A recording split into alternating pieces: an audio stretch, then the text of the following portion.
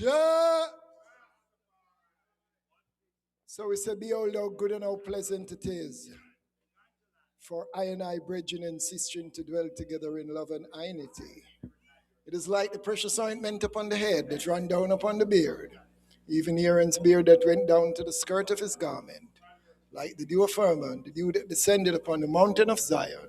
For there the Most High, Jah, had commanded his blessings, even love and life, forever and forevermore. Sons and daughters, welcome. Give thanks again. The 32nd annual African History Month program right here at the Courthouse Car Park. We give thanks for all ones who are here now and those who are on the way to come in and be a part of this occasion. So we give thanks to all ones who are seated and ready to go. So we give thanks. His Majesty said, today we look to the future calmly, confidently, and courageously. We look towards an Africa not merely free, but united. So we're calling forward for the unity of I and I people as we go forward into the 21st century. So the night promised to be a very educational, entertaining night, where anyone who touched the mic tonight will have to be a one who come to impart knowledge in the spoken word, in song, in poetry, yeah, in presentation on health and herbs and all. So we give thanks. So we have a roll off the drum. Bass, I don't see a man on the bass. And you know it go family. And we are going to make it work. The chanters, them need to come up to this side, even come stand, even behind the harpers. So we are call them daughters, we know themselves, all the ones, them, the sisters, brethren. Come up, man, make way. Remember now, we are before the eyes of the world. Africa is seeing us. The whole of our black brother, sister out in Europe, in America, South Africa, all over. We're having a live stream, and our families in Zambia, in Zimbabwe, in Ethiopia, in Ghana, in Senegal, all over. They will be seeing this because the information is posted on global platforms, and I have to ensure that, yes, whatever coming out of the parent house, the parent country for the liberty of Rastafari is well said and done. So sons and daughters, come up and make I and I have a good account of I and I self as we present an opening, because then a little more we're going to have our speech section where we will have our invited guests to come and just shine some light on I and I. Great and glorious history. Hail I. Hail I. So black man rise and shine, and come give Rastafari the eyes. Black man rise and come give Rastafari. Rise and shine, and come give Rastafari the eyes in the of Jah Rastafari. Say, don't check. You know Jah have a name? Yes, to catch all the high and the noble. Don't you know Jah have a net? We go catch all the high and the noble. Don't you know Jah have a net? Yes, to catch all of the high and the noble in the army of Jah Rastafari. So black man, get up, stand up on your foot right now and come give Rastafari the eyes. Black man, get up, stand up on your foot and come give Rastafari the eyes. Black man, get up, stand up on your foot and come give Rastafari the eyes. In the heart, Jah Rastafari. So don't you know Jah have a net, yes, to catch all the new and the noble. Don't you know Jah have a net? Yes, to catch all the new and the noble. Don't you know Jah have a net? Yes, to catch all the new and the noble. Nada me Jah Rastafari. So black man, rise and shine and come give Rastafari the highs. Black man, rise and shine and come give Rastafari the highs. Black man, rise and shine and come give Rastafari the highs. Me Jah Rastafari. So don't you know Jah have a net, yes, to catch all the new and the noble. don't you know Jah have a net, yes, to catch all the new and the noble. Don't you know Jah have a net? yes, To catch all the new and the noble in the behalf Jah Rastafari. Black Liberation Day. Black Liberation Day. Oh, what a great day that must be when all when Africa is free. Oh, what a great day that must be when when Africa is free. No more apartheid. No more apartheid. No more genocide. No more genocide.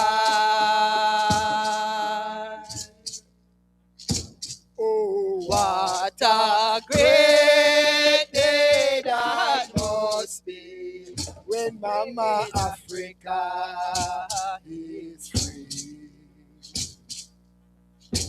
Oh, what a great day that must be when Mama Africa is free.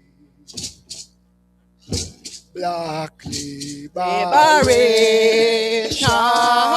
Day. Black Liberation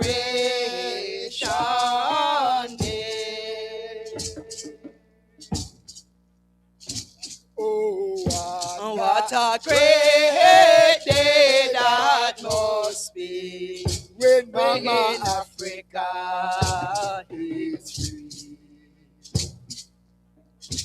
Oh, What a great day that must be when Africa is free. Black Liberation Day. Black Liberation Day. Oh, What a great day that must be when Africa is free. oh, What a great day that must be when Mama when Africa is free. No more for apartheid.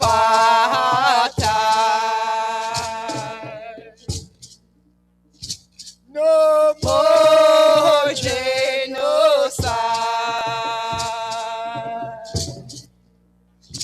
Oh, What a great day that must be.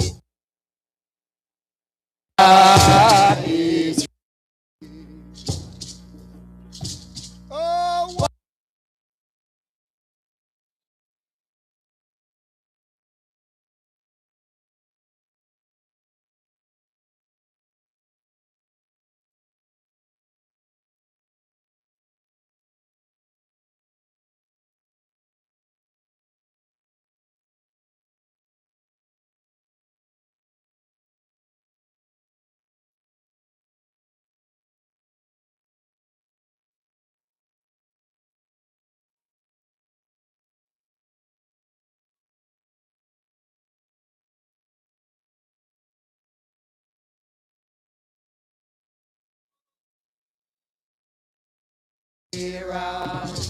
King Solomon and Sheba too.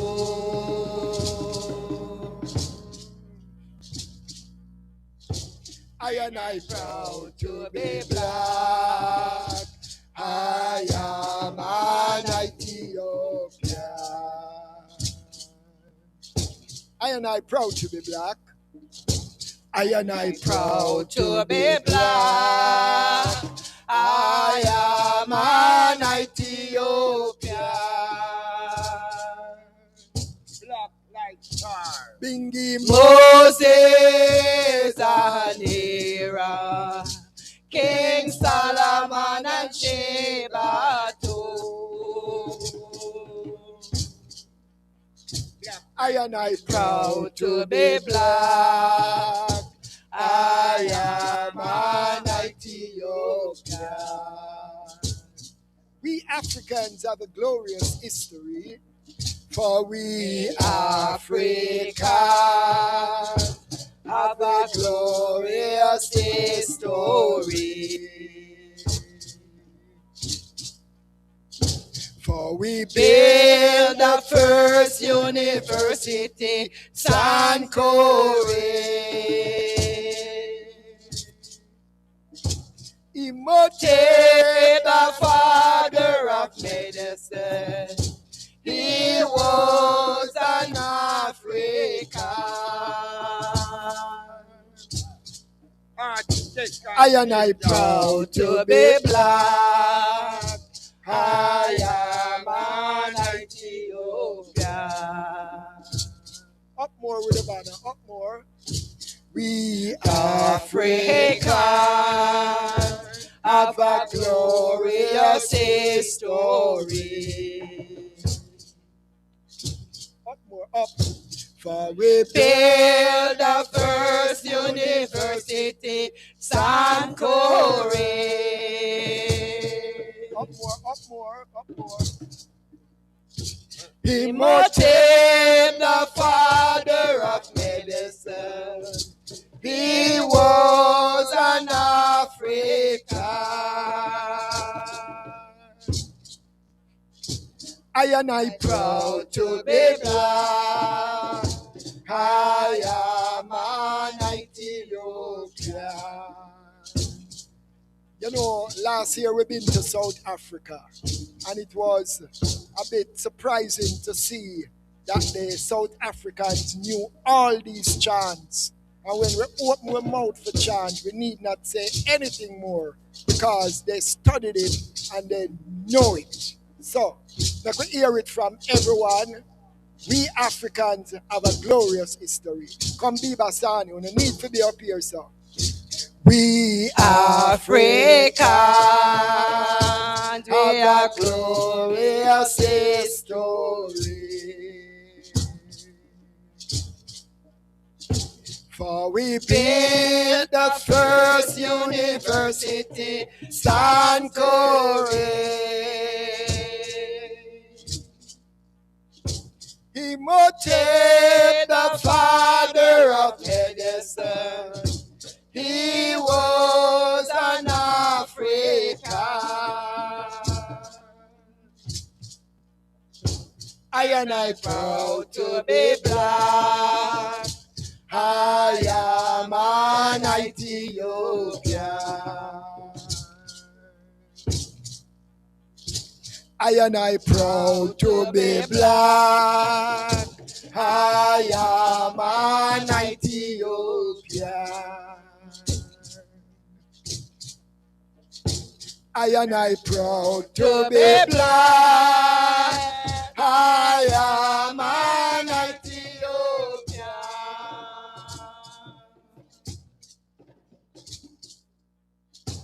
Bingi Moses and Aaron, King Solomon and Sheba too. I proud to be black. I am an Ethiopian. I proud to be black. I am an Ethiopian. Bingi Moses and Aaron, King Solomon and Sheba too. I proud to be black. I am an Ethiopian. We Africans have a glorious history. For we built the first university, Sankore. Imhotep, the father of medicine, he was an African. I proud to be black. I am an Ethiopian. I proud to be black. I am an Ethiopian. Bingi Moses and Aaron, King Solomon and Sheba too. I proud to be black. I am an Ethiopian. For we Africans have a glorious history. For we built the first university, Sankore. Imhotep, the father of medicine, he was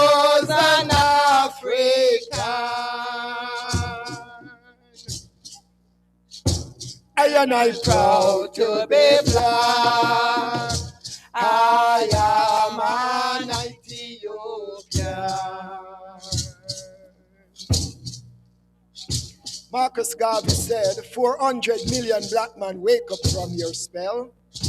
400 million black men wake up from your spell.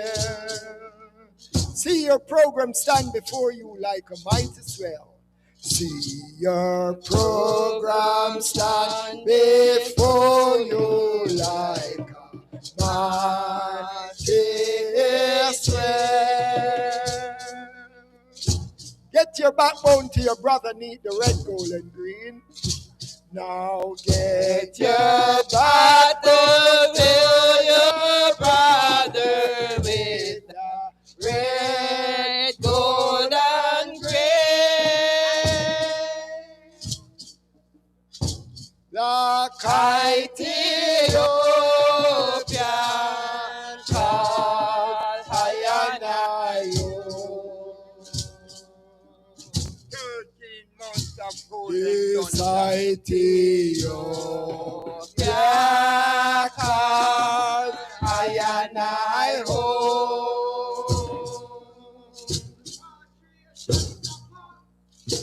Yes, Ethiopia called Hayanayo.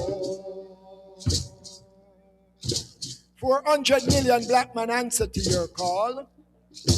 400 million black men answer to your call.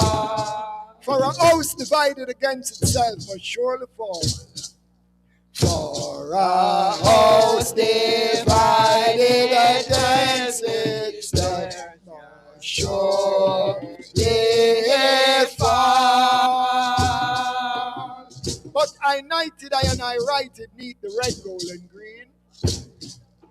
But I knighted, I and I righted, neath the red, gold, and green.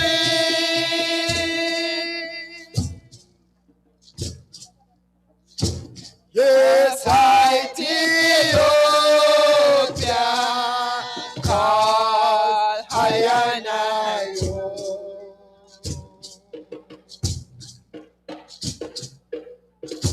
Yes, Ethiopia called Hayanayo.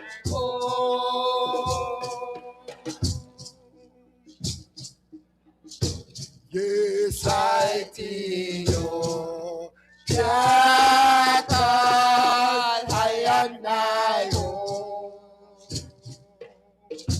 Marcus Garvey said, be not quick to take a title from another race. So be not quick to take a title from another race.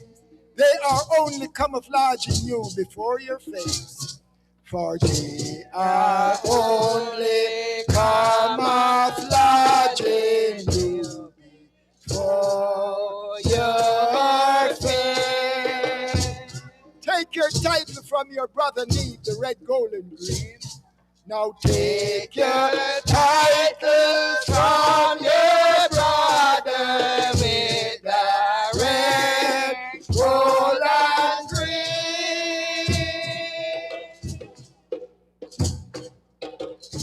Yes, Ethiopia called Hayanayo.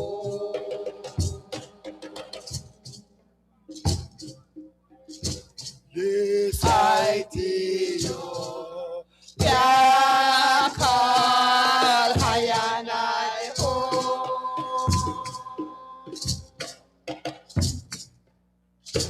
Yes, Ethiopia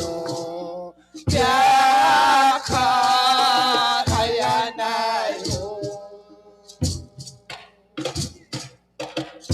400 million black men wake up from your spell. 400 million black man wake up from your spell. Now see your program stand before you like a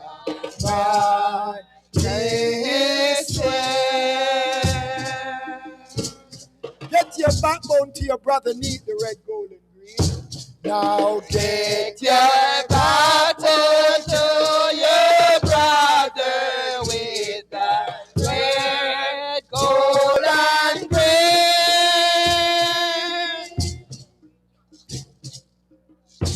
Yes, Ethiopia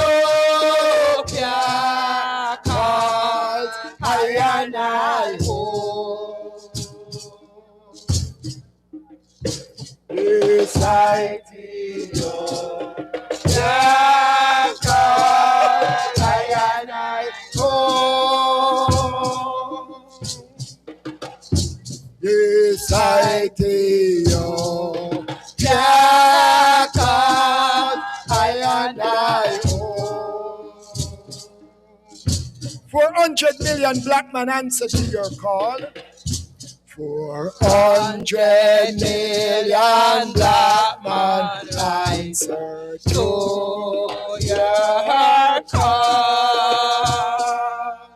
For a house divided against itself must surely fall. For a house divided against itself must surely fall.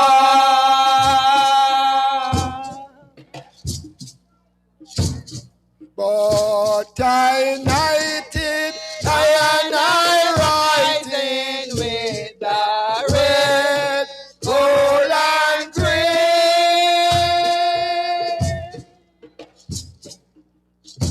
Yes, Ethiopia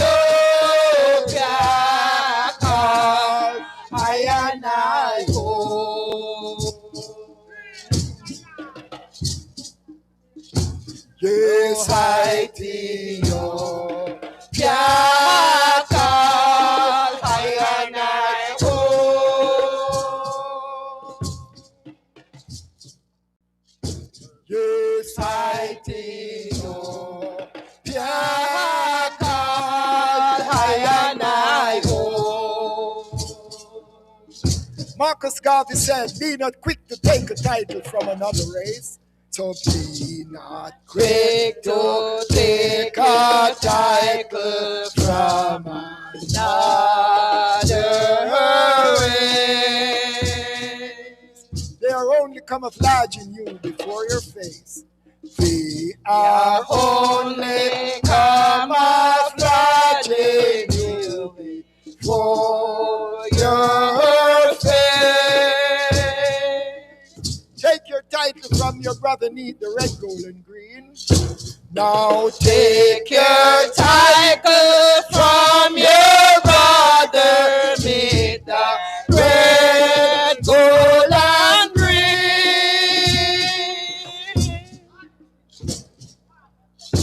Yes, Ethiopia calls, I and I hold.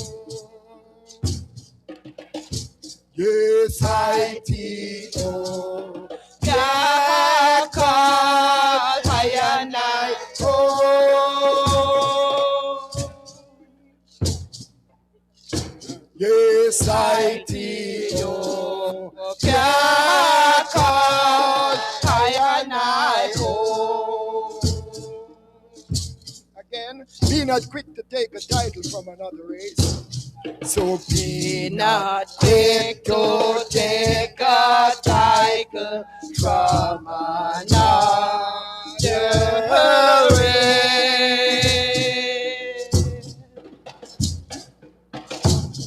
For they are only camouflaging it for your face. Now take your Bible from your brother with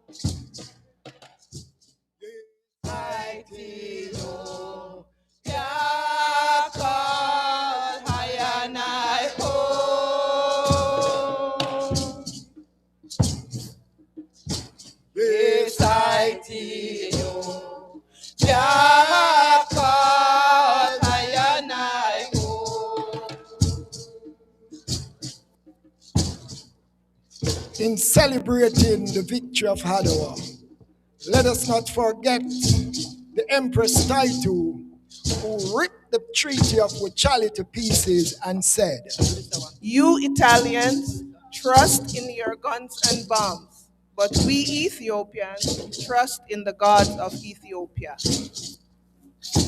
Ethiopia conquered Italians in 1893. Ethiopia conquered Italians in 1892. In 1896, it's over 100 years, and we salute this victory.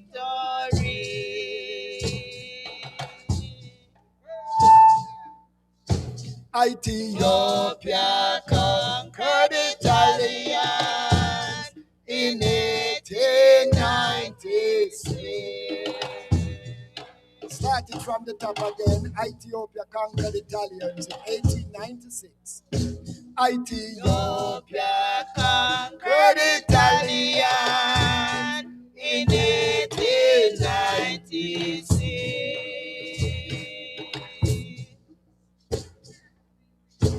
Ethiopia conquered Italians in 1896. 1896. It's over 100 years, and we salute this victory.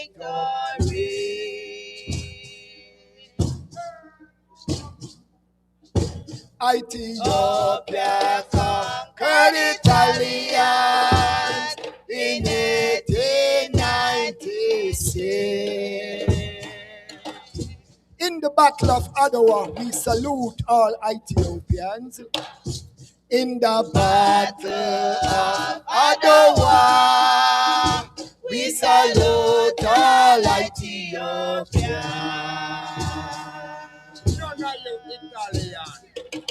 Emperor Menele, Ras Makonnen, and the Empress Taitu.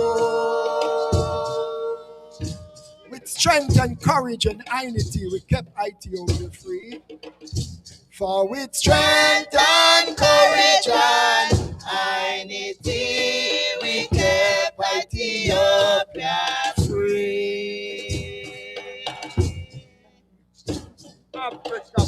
Ethiopia conquered Italians in 1896. From the top again, Ethiopia conquered Italians in 1896. Yes, Ethiopia conquered Italians in 1896.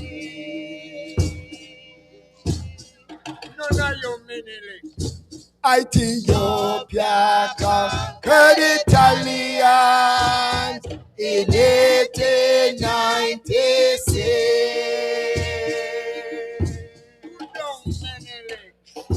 Over 100 years, and we salute this victory. Yes, Ethiopia conquered Italians in 1896. In the Battle of Adwa, we salute all Ethiopia. In the Battle of Adwa, we salute all Ethiopia. Emperor Menelik Ras Makonnen and the Empress Taitu. Emperor Menelik Ras Makonnen and the Empress Taitu. With strength and courage and INITY, we kept Ethiopia free. For with strength and courage and INITY, we kept Ethiopia free. Life before this honor. Ethiopia conquered Italians in 1896.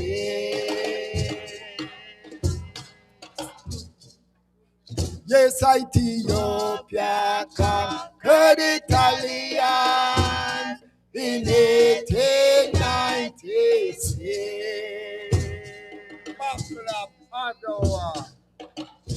I say, black man, know yourself. Black woman, know yourself. Black woman, know yourself. For civilization came down the Nile. For civilization came down the Nile. So black man, know yourself.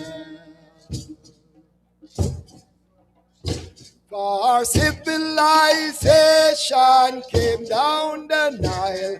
Black woman, know yourself. I say, black man, know yourself.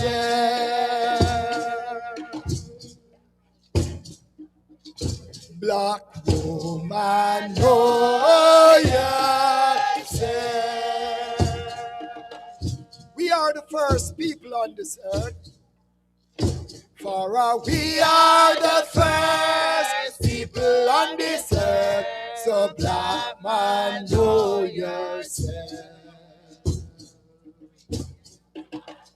For we are the first people on this earth. Black woman, know yourself. I say, black man, know yourself.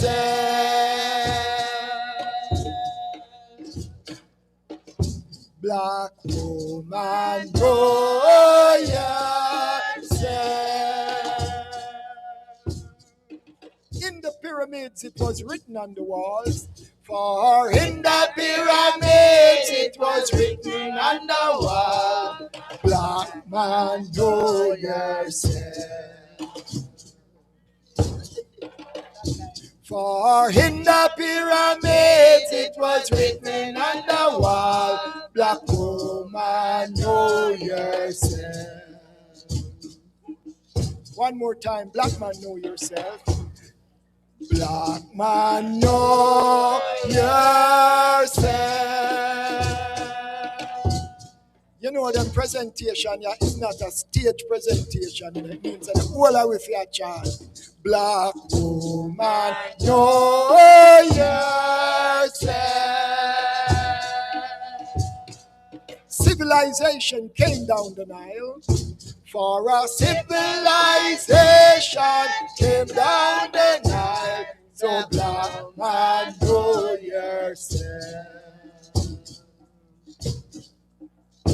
For a civilization came down the Nile. Black woman, know yourself. It was a joy to be in South Africa and hear how the South Africans them chant, yeah, you know. I say, black man, know yourself.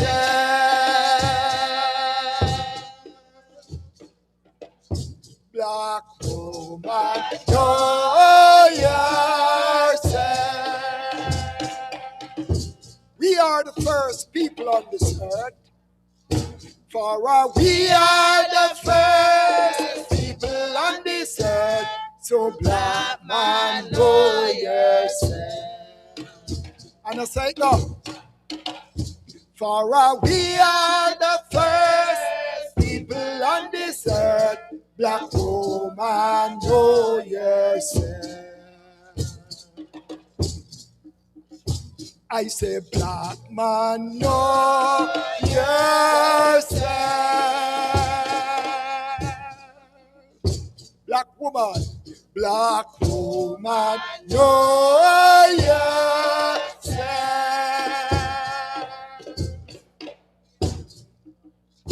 For in the pyramid it was written on the wall, so black man, know yourself. I see on the news when I say bleaching of the skin is going down in Jamaica. For in the pyramids it was written on the walls, black man, know yourself. We shouldn't start it, much less see that decline. I say, black man, know yourself. White people want our melanin and can't get it. Black woman, know yourself. We are the first people on this earth. For we are the first people on this earth. So black man, know yourself. For our civilization came down the night. Black man, know yourself.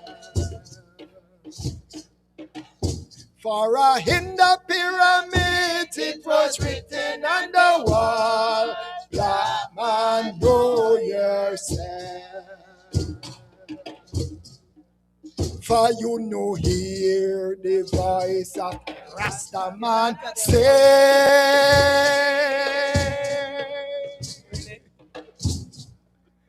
a mystery Babylon you tune gandon, Babylon you tune gandon. Jackie, come near, Jackie. We just come here, you know. The whole we can get up and dance the one here for even a minute. Come on, everybody, get up, man, everybody. Make sure we're not tired yet. Rise and shine. Only elders can sit and baby mothers. Come on, man. For you know hear the voice of Rasta man say,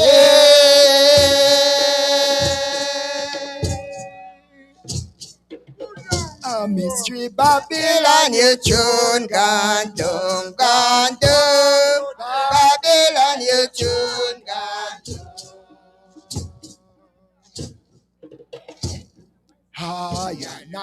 Yaad away home to Zion, Yaad away home.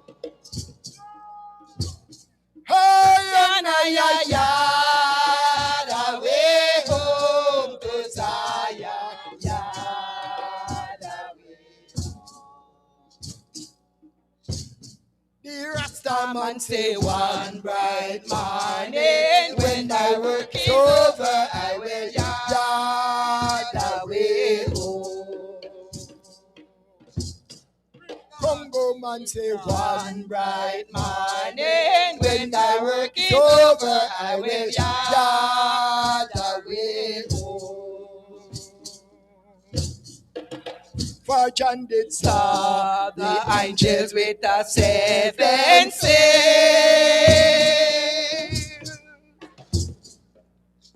chanting Babylon you tune gandum, Babylon you tune gandum. For you know hear the voice of the Rasta man say. What did he say now? A mystery Babylon you tune gandum, Babylon you tune gandum. Yaad away home to Zion, Yaad away home. Yaad away home to Zion, Yaad away home. Now you bring the man say one bright morning when the work is over, I will Yaad away home. charge and it Saw saw the angels with the 7 sails.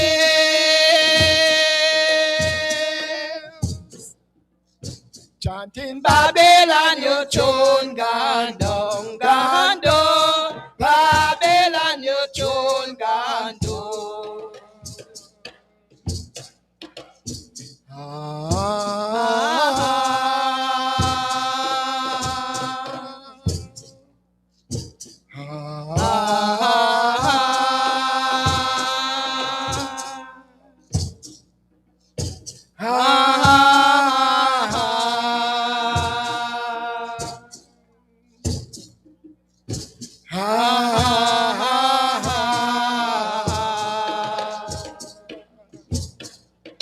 So let The words of thy mouth and the meditation of thy heart be acceptable in thy sight. Praise for us. So Let thy words of thy mouth and the meditation of thy heart ever be acceptable in thy sight. and I Praise for us. Trust God.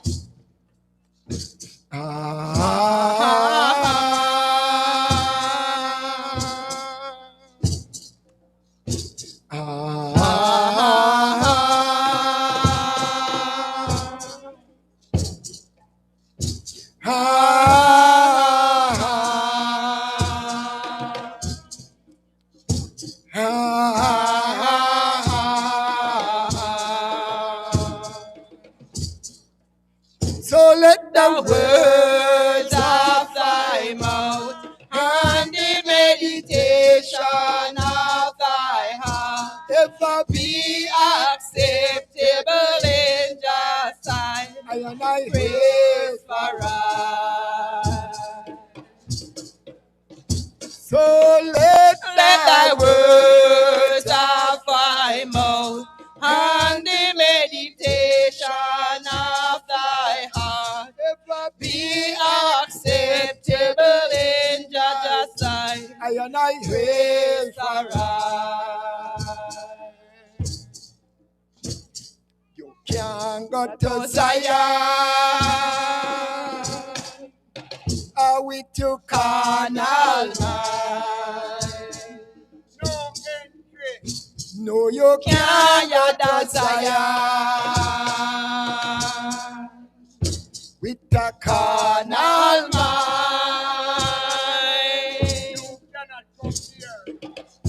No, You can't you the Zion with no carnal mind. Ugly Your carnal mind have to stay behind.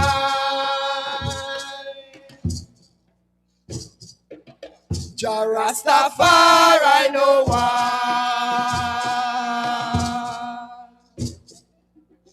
No, No carnal mind. I listen, Lassie, I know one.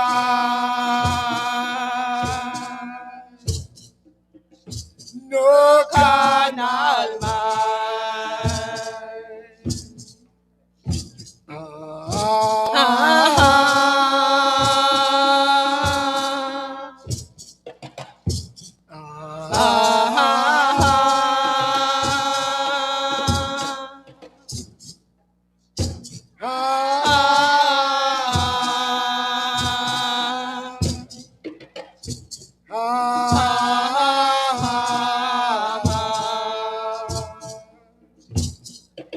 So let The words of thy mouth and the meditation of thy heart ever be acceptable in thy sight. I and I Praise for us. in Mount Zion. Oh, Mount Zion.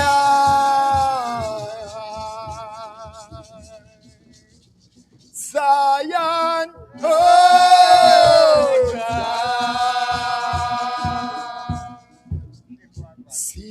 in a whole Mount Zion.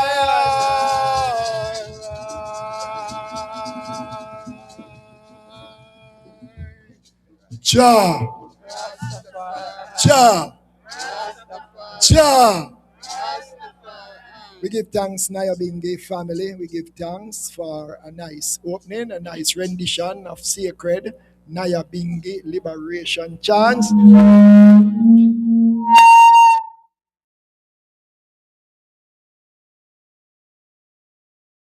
Early, we look forward to others to come forward as we officially start the 32nd African History Month program right here at the courthouse car park. Normally each year we thank the municipality, we thank the police department, we thank all who involved in making access to the courthouse, car park, and other facilities available to I&I. Strangely enough, we found that this year things take a turn because all of a sudden we had one incident over there where the electric light, some malfunctioning take place, and they said it was I&I who caused it with our plug-in. So they start give us light from there. The court office normally give a light from a plug right up there. All of a sudden, them technology can't take Rasta mic. So them prevent I&I from having a plug-in there. The next thing, we used to use the bathroom around the back where every person coming to court have access to the bathrooms around the back. So it's not like the toilets that the judges use and the lawyers. That's a public bathroom around the back there. And sometimes we get our plumbers go around there and look at them in a bad condition. And we nice them up, do whatever necessary repairs to ensure you give it in a condition, but we're going to give it back to you in a better condition. So we have always done that for many years. Only to find that this year, they wouldn't even open this area so that I could have access to the toilets anymore. So you know that look like, are they trying to neatly get rid of us? We need to question that. But the courthouse car park is a space that is available to us. Because Mayapen do have a town park, a town area that we can have forums like these. You notice every year they have something up at Emancipation Park and we have to watch it on TV for Reggae Month, Black History Month, Bob Marley birthday. Town people have it going for them. Thanks to Minister of Culture and others who make it possible. But what happened to the town of Mayapen? If it was not for the Nyabingi order and the cutting edge cultural INITY, there would be not one single African-centered program in Mayapen. Fire burn for that. And we have to give credit and give thanks to the Mayapen cutting edge cultural INITY, the Nyabingi order, for ensuring that for the past 32 years, we are here in this space and we now be bad or sad to say that they never cooperate with it, because 32 years, no matter where happen up a farm and neighboring communities, once we got to the police, it was always a yes for free access to this space. They have never turned us down. We never have to fill out any formalities. Them knows, oh, the Rastaman, oh, for them thing always peaceful and nice. So we have always saluted them, asked for round of applause for them and all them things. And we never even see police come here and try intimidate we. Yeah? Worse, today now we have a right for a sacramental space. Because here so become a sacred space once Rasta gather here. Yeah? The only thing we ask that if a man has smoke, there might be someone beside you who don't smoke, so move away to a area where you don't offend anyone. So we give thanks. We want to salute even Rasgat, Rasmanga, and a committee that took on the task that I had carried over the years and decide to take it on and to see if we can catapult it to another level. You know, we give thanks to the live stream, Yaad Radio, and other media here. We give thanks to the PA system, other radio stations here, you know, broadcasting live to people outside of this space. So we want to give thanks. So Culture BUB, is your time? Well, we want to salute another brethren who has been here for many moons and sharing this time now in a capacity. Want to salute him. Him light up many houses, you know. Enough time we current Ghana when we look at UB, I come light up back the community.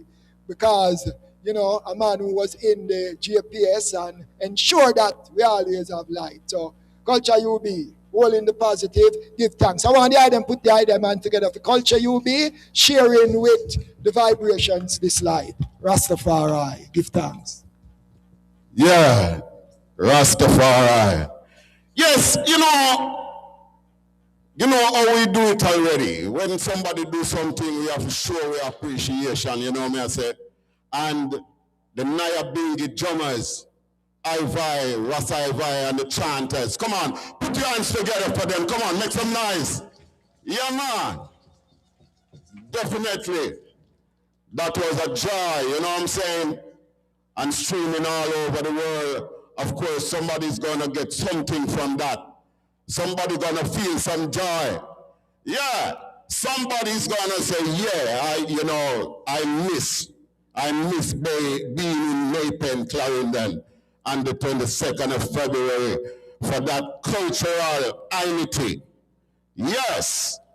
And without going any further, my name is Culture UB. I'm a live wire MC, and I always make sure that when you say culture, whatever event from you say culture, it's a cultural event. Call on me. Because I'm going to make sure that you get a culturally education, culturally entertainment, and everything culturally. Tonight, we celebrate Black History Month. And I want to just call on His Worship, the Mayor, Mr. Joy Williams, to bring your greetings, of course. Yeah, come on, somebody put your hands together for the Mayor of Maypen.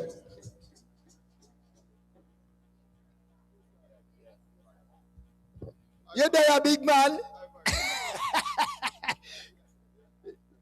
So, you see, we want the world to see, you know. So you see that light there? You're going to look at that light there, you know. Because, you know it go, here is your there. From the battlefield, from way back when. And we give thanks to your presence. We can dry you out. And you're here. Because all successive mayors have been here, you know. So, it is important that you are here tonight. We want to salute the mayor, the people of the community. Right, so Mr. Mayor, you have a big task for Maypen, but we are encouraged you to do your best for the people, because it's the people that put you here. Indeed. So give the Mayor a nice round of applause to you again.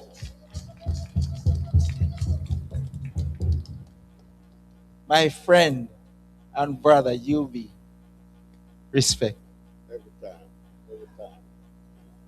To my Rastafarian community, those of you who are from the space of Maypen, those of you who are visiting Maypen this evening, blessed love.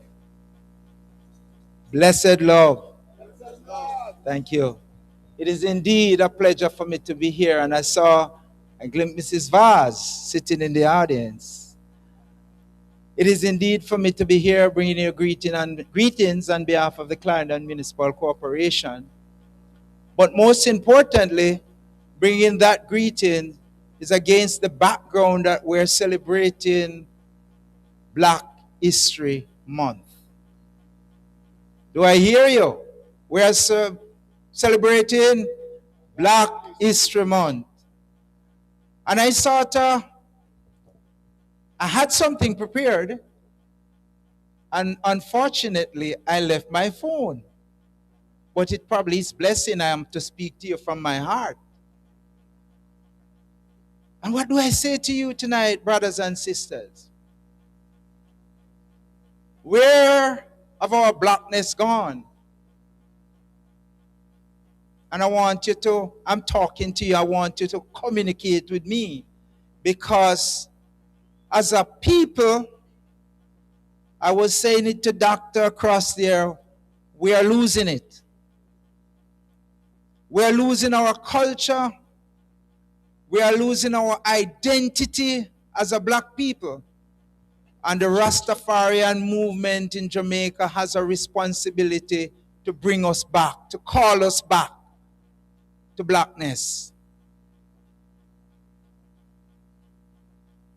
As a people, we are not progressing the way we ought to be progressing.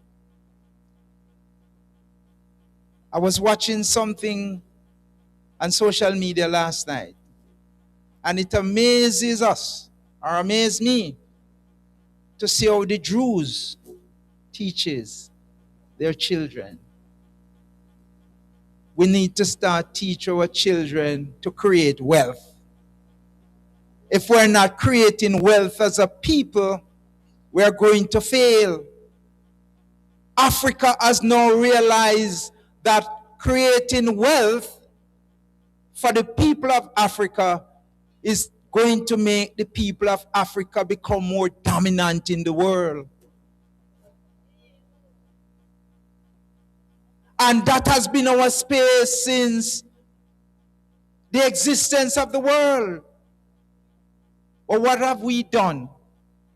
We became like crab in a box, fighting and tearing down our own black brothers and sisters, rather than standing up and lifting one up so that one can lift up one and the other lift up the other. That's how we are going to beat the world that we are in. That's how our children, these little ones, are going to beat generation poverty. Our knowledge as black people is too wealthy for us to be poor. We should not be a poor nation. When you look at the wealth of Africa, as a people, we must go back to our history. And I've been saying for years now, and I have said it to my Minister of Education, we need to go back to our history. History needs to be taught back into the school. It must be back on our curriculum. As a people, if you don't know your history, as Marcus Garvey said, you won't know where you're going. A people without his history are like a tree without a root. You must know where you're coming from and where you want to go. And so this evening, as brothers and sisters, fighting for one cause. I might not have a lot, but I'm wrapped up in the principle of the Rastafarian movement, because you talk about love, oneness, togetherness, and building together as a people. And I am on that with you.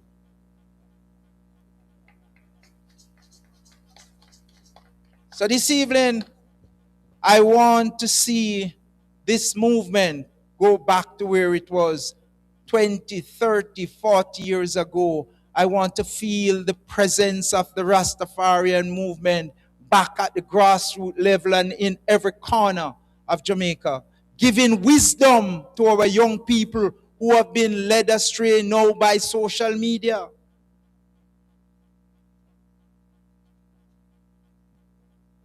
Our young people have been guided in the wrong direction. And I call on you this evening, brothers and sisters, to rekindle the light through your movement. Rekindle the light once again for Jamaica to understand that without love, we have nothing. I am here. I continue to work with all those of you who I have associated with over the years. Whatever there is that I can do to help to strengthen what you're doing, I am prepared to do so. And as we celebrate this for the rest of this month, I pray to the Most High that He will guide our thought, our wisdom, and give us knowledge that we will continue to build for our people who have been downtrodden for years since slavery. Jah Rastafari. Yes. Yeah, come on, put your hands together for your worship, the mayor, Mr. Joel Williams. And as Ras Ivi would tell you, Mr. Williams has always been here with them, with us. Of course, from a long time, always make sure that something cultural is happening in Maypen. Yeah, thank you very much. And when we talk about Black History Month, long time ago, when you think about medicine and all them things for black people, I just sense of what they, as somebody hear that them run Ghana doctor. As you feel one little thing in your knee, you're going to spend one whole per money, doctor. You know what I'm saying? Who can tell me about which one of the bush them good for all beat up and do all sit and rub your knee and the pain gone? Yeah. Drink one little cup of something and headache gone. But you don't want to do that. You want to go buy one whole part something over the counter in the pharmacy. And by that wear out, you know what happened to you again. I want to say enough respect to a man like Ras Manga. A man who always makes sure that he keep you culturally informed. Tell you about the food that is good for you and what is not good as well. I want to say respect again to Studio M Radio in the place. Can you imagine? But talking about medicine, the herbs is the healing of the nation. We always see world people on Facebook and on the social media and telling you a bag of things about different herbs and so forth. We want to say respect to all of them who want to try and help somebody. But this person who I'm about to present to you right here in Maypen tonight is one of the men who you can say that's a real herbal doctor. Don't bother think you can want to get yourself built up and everything and just go to that man and him just going to give you built up. He's going to clean you out first. This man say you're going to need cleansing. Somebody help me to welcome right here in Maypen a man who say let your medicine be your food and make your food be your medicine. I'm talking about Bigaton. Put your hands together for Bigaton, the herbal doctor. All things bright and beautiful, all creatures great and small, all things wise and wonderful. You say the Lord God made them all. So why you want to eat them all? Live longer, look younger when using your herbs. So a sap and jelly water, lime juice, good food on herbs. I eat sap on a fair drink, forget your body perch. Funny Bobo, you take these wise words. Yes, stop eat off the fishes, stop eat off the birds, stop eat off the cattle, stop eat off the herds. Go and eat up your fruits, your grains and your herbs. A life Rasta come to preserve. But them run past the cabbage. Right there. Peace and wellness to the family, man. That's how I want to greet you all. I've been here about 15 or 16 years ago. Right as the same place. Ras Ivi invited me. But that time, in that capacity, I came here to perform as an entertainer. As you know, we wear a lot of different caps. All right? So now forward to 2026. I was invited here again by Natty Gat. I don't know Gat, but in a different capacity as a herbalist. All right? So we're just going to deal with it from the heart. As I hear His Worship the Mayor said earlier. Salute, sir. Yeah, man. So, big up again to all the Rastafari family, the Nyabingi drummers, Rasai Vai, Manga, the whole family, all of the radio station, all of the streaming line. David, long time, big up yourself. All right. So this is how we want to start it. We as Rasta people know that we are special people. We know that we have some differences in the world. We never just normally run got tech things like that. You know? We always feel like say, yo, me not in a Babylon thing. Me no want to go to the hospital. Me no want to take the chemical medicine. A lot of us has done a lot of research as well. We watch a lot of YouTube videos. We watch a lot of TikTok. All type of something. And we get local information here, so. We get local information there, so. Some of us build up on it. Some of us just stick with them here, right there. Well, we're going to give a different perspective tonight, all right? So just listen. You don't have to take it, but just listen to it. First of all, I want to say, most of our seniors, as Rasta people, sometimes them end up with a thing named gout. Sometimes them end up with a thing named hernia. Well, let me talk about the hernia a little bit. Once you have hernia, there is no herbalist, including myself, and any herbalist where you know in the world cannot fix hernia. None whatsoever. Unless you don't know what hernia is. You have different types of hernia also. There is one hernia. One can fix very easy. And it's the one that is known as hiatal hernia. That's a hernia that is right here. Right where the diaphragm meets with the end of the esophagus. The esophagus is this what we call windpipe. In Jamaica, we call this windpipe.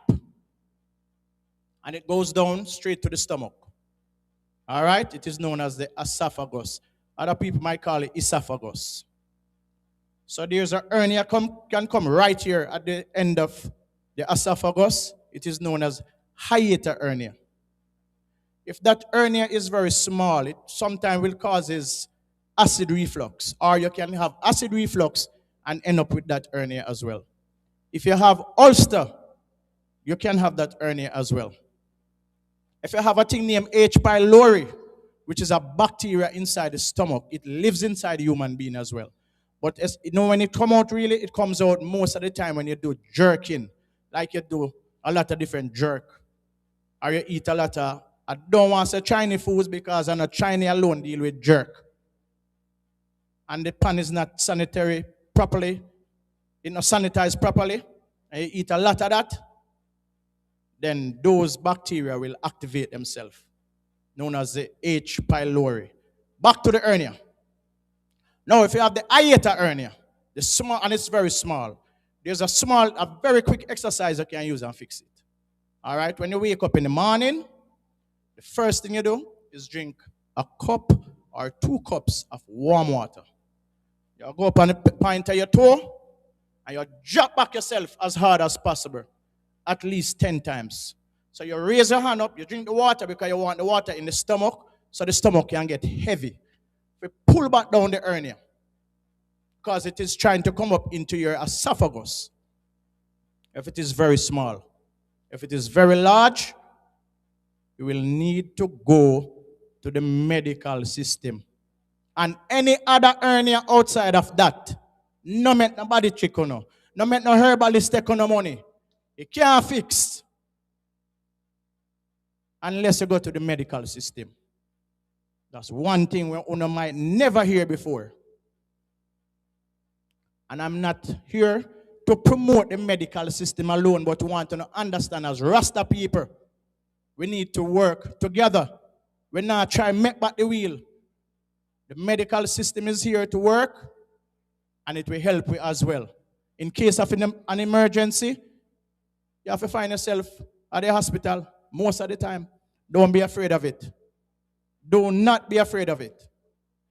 There's another thing I want to talk about. We as herbalists will sell people something known as blood cleanser. No disrespect to no herbalist at all. But there's no such rubbish. Nothing cannot clean your blood.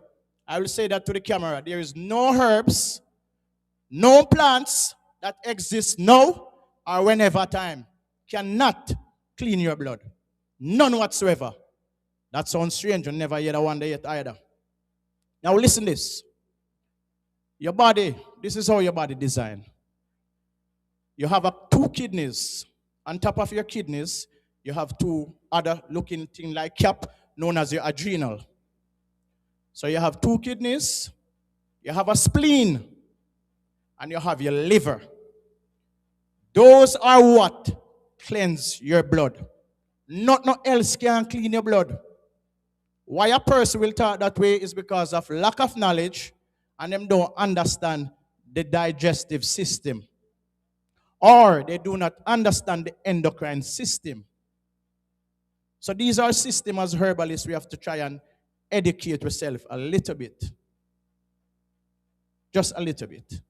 So your spleen clean your blood, your liver clean your blood, and your kidneys clean your blood. So whenever time, probably, when a person is talking about blood cleansers, these are the organs that they clean and rejuvenate, and in return, they work optimal to cleanse your blood. So most that the way there, because that is what we do. We clean your kidneys, rejuvenate them. We clean your liver, rejuvenate it. We clean the spleen, and in return, these organs will cleanse your blood. So don't get tricked in that either. Now, another thing again, because through we are Rasta, I give you the Rasta way, You understand me? Yeah. So watch the next thing you know.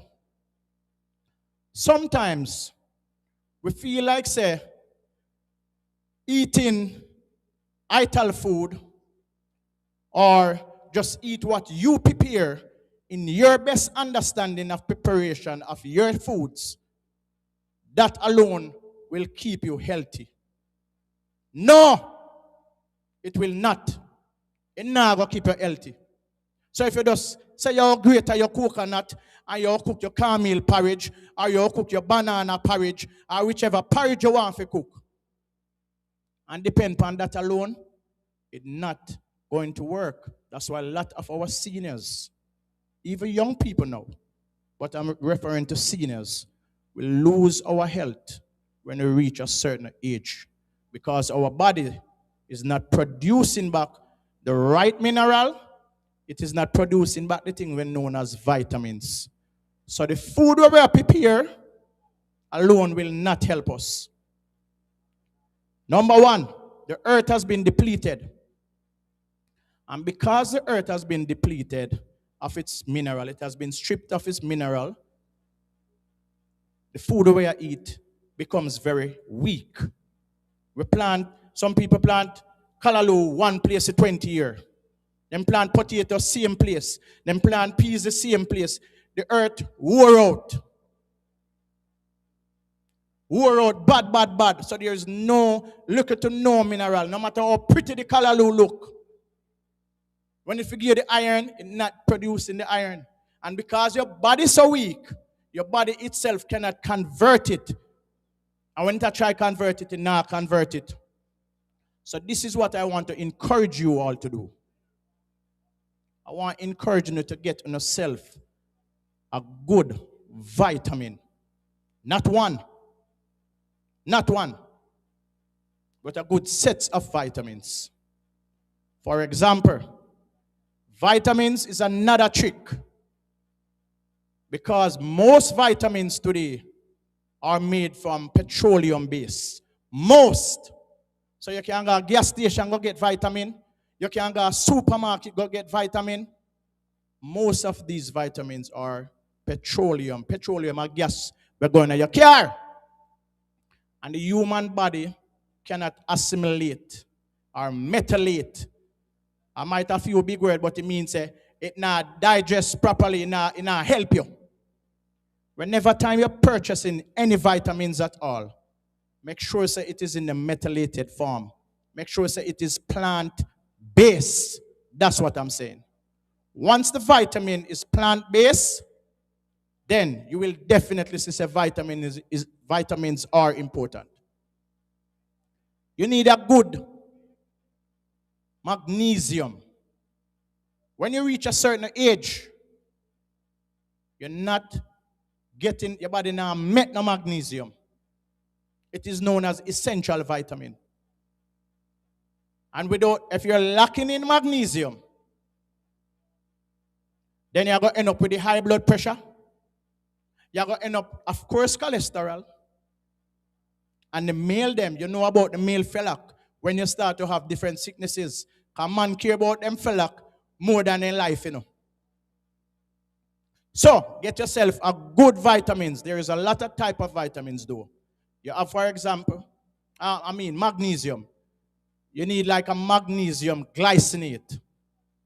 You have magnesium taurate, that is very good as well. But for the general people, because we don't want you to go get every magnesium. Get magnesium glycinate, man and woman. Because this is very important to your health.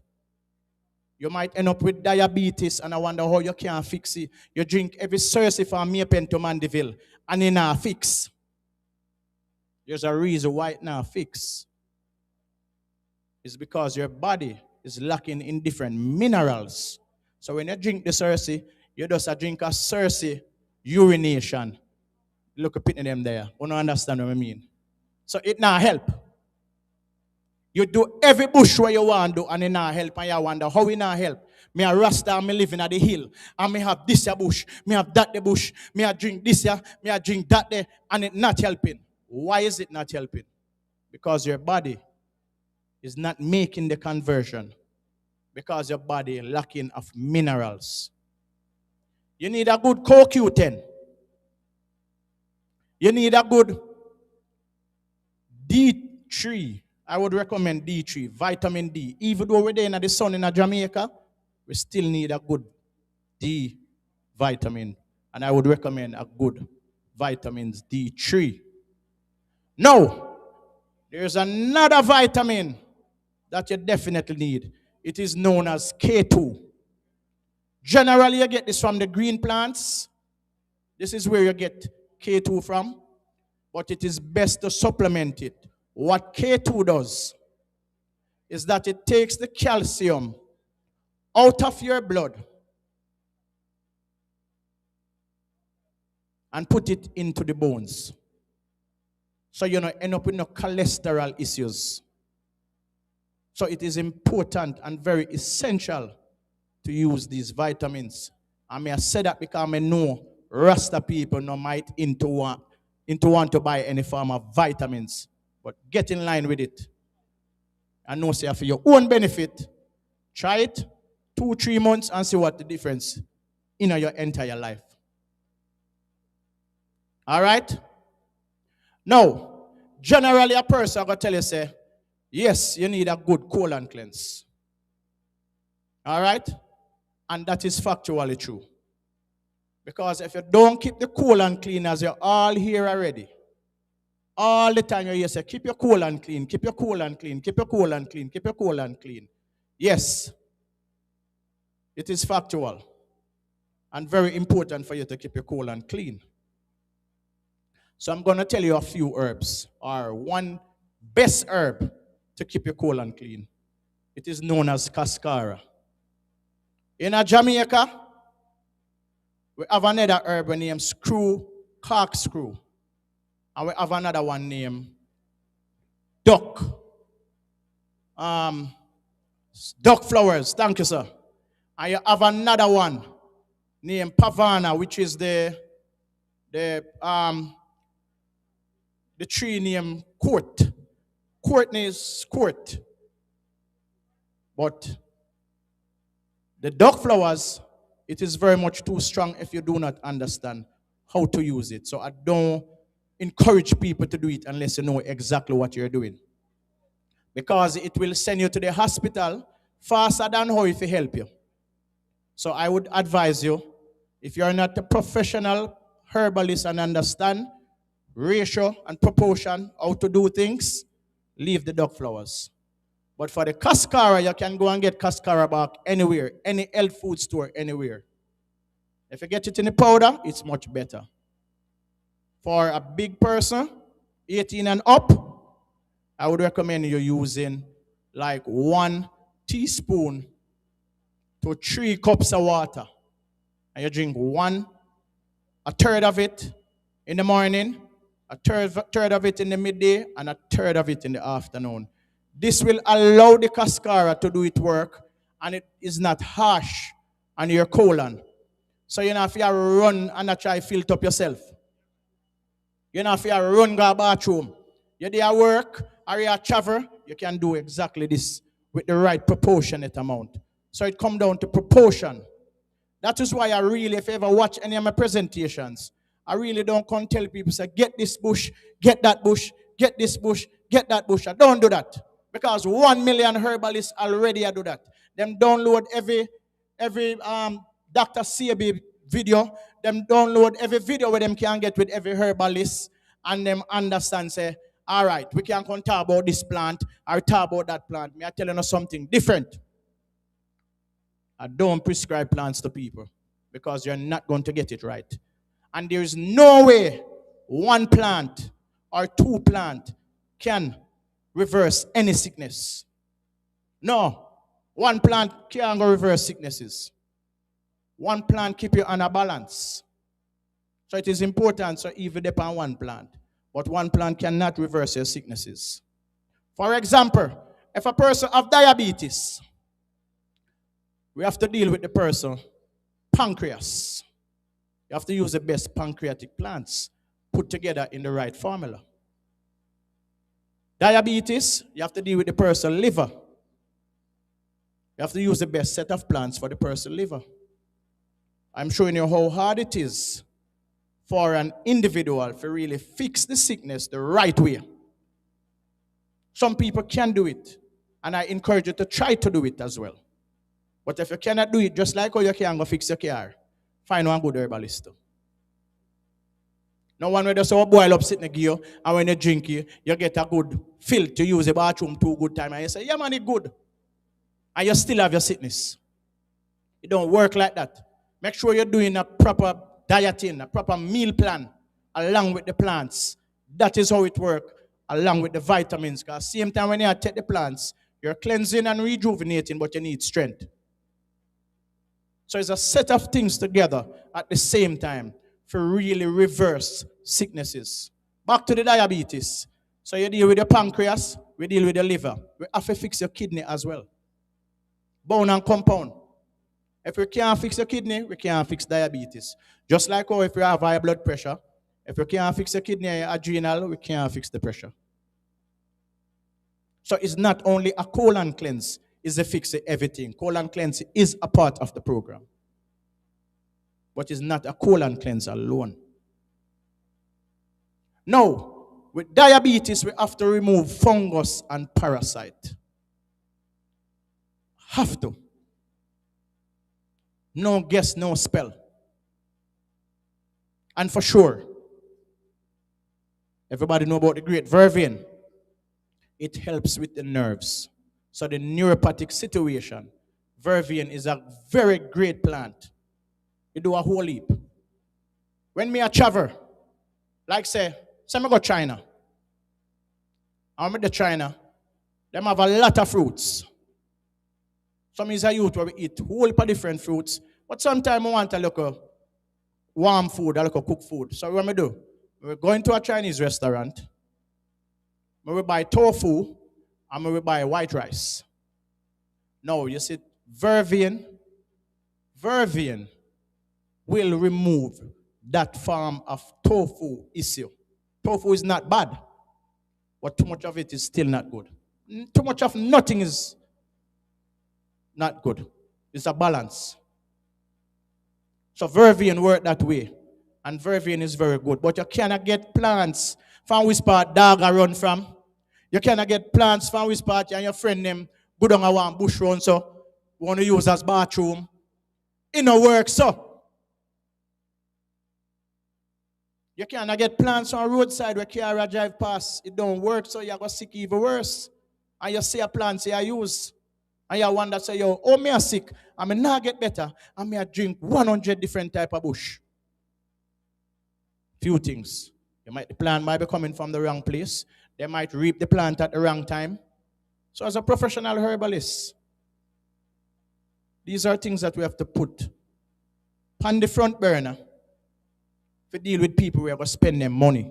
Because when you're not spending the money, you're the first set of people I go come back on Facebook, TikTok, all over, and I say, bigger than a peer chatting chat, and anything a garbage, and all type of art. So I am encouraging, I'm imploring all my seniors, especially my Rasta family, because I am biased to Rasta. Through me a Rasta, I'm biased when it comes to Rasta. So when the Rasta wrong sometime, me will still defend him, and then later on, me go school him one away. Yeah, later on, I go chastise him, Ivy.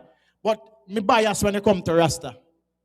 So through that now, me want me Rasta people them understand the factual truth where we are dealing with. You understand what we are dealing with? Right. All right. Let's look at something else again. Now, a lot of people have hypertension. And this is a topic where I'm going to stick on for tonight. Not going to be long because we have more people.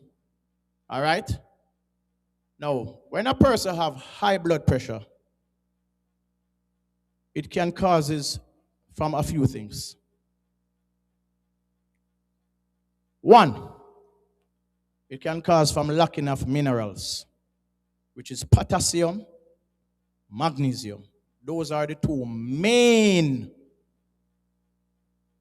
minerals that a person is lacking in when they end up with a high blood pressure or an elevated. It is not even known as high blood pressure, an elevated pressure. Because your pressure can elevate so easy. You can be working in the sun and it elevates the pressure. Somebody can just call you and say, yo, you know, say your brother meet in an accident, your granny dropped down, your sister, their police station, and anything, and it elevates the pressure. Quick and fast. So when your pressure elevated so easy, it's because you're lacking in minerals. Now, if you go to the doctor, and you are on a high blood pressure medication, it's easy for you to get yourself off this medication. It's only discipline. It takes a lot of discipline. With the food you eat, get up and do your look a 5-minute walk, or you look a 10-minute walk, or you look a 20-minute walk. Get your vitamins them. To help yourself, because it's magnesium and potassium is the important things in blood pressure issue. And do not stop using salt. Your body is made of salt. Without salt, you perish away so fast. Your foot starts swell up. You hear say your heart now work good. Water around your heart. Water retention start to happen because your body needs sodium, but you need the right sodium. You do not want any table salt. Where Rasta talk about long time. So yo, Lego the white salt. 100% correct. 100% correct. Get a good salt. Get something like a pink salt. You can even drop the pink salt, a little 2 or 3 grains of pink salt into your water to mineralize your water. Instead, you just drink the normal water. The coconut water is super great. one jelly coconut water is good because it has a lot of potassium in it. And when you have potassium, it helps you remove back the excess calcium. Or sodium, I should say. All right? So it's not that you can't use salt, and don't excessively use it. But you have to use it. As one part of that's when we read already in the Bible, it says if the earth loses its salt, then how could you tell the flavor? And that's how you all away have salt in a way. Because we as Rasta people generally don't use salt. But you must use in moderation and the right type.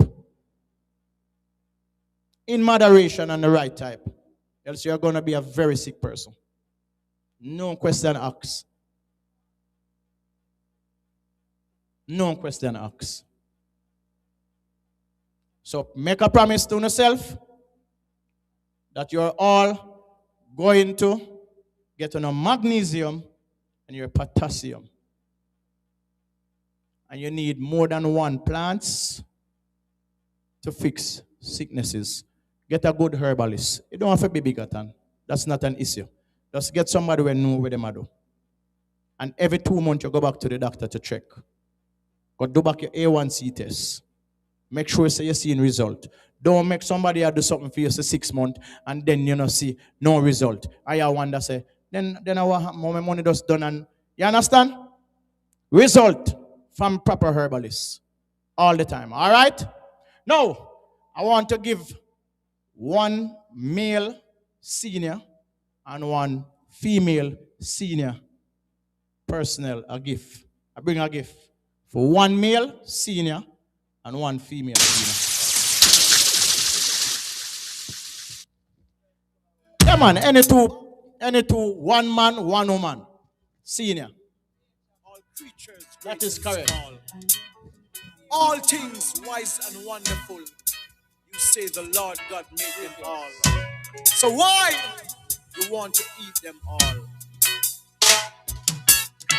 Live longer, look younger when you use your pull up again. So what's up, Angeli? What? All right, so this is my product. And OWHC is my colon cleanse. And it is colon as in travel friendly. So you know if you take it and worry, so you can't go work. All right? You take one of each. One is a parasite and fungus cleanse. You take one of each in the morning after breakfast. You go work, carry one of each. And you take it after lunch and one of each after dinner. So 3 times a day. So it's like you're taking 1 teaspoon of this and 1 teaspoon of this for the entire day. One of these capsules are a third of teaspoon of herb. All right? So you're not overdoing it. 1 each. After breakfast, after lunch, after dinner. Parasite and fungus, and your colon and your spleen. I put things in this one for your spleen as well. All right? Respect. Rastafari. Yes, I use the same package again. All right? Parasite and fungus, colon. And you can do 2 weeks. Take a break. Give yourself 1 2 weeks and then finish up again. All right? Yeah, man. Big up on yourself. And give thanks to this man. Yes, Rasta God. Munga. Manga. The whole family. Ivy. Whole Rasta family, man. Love. Perfect love. Honorable. Peace and wellness, as we say.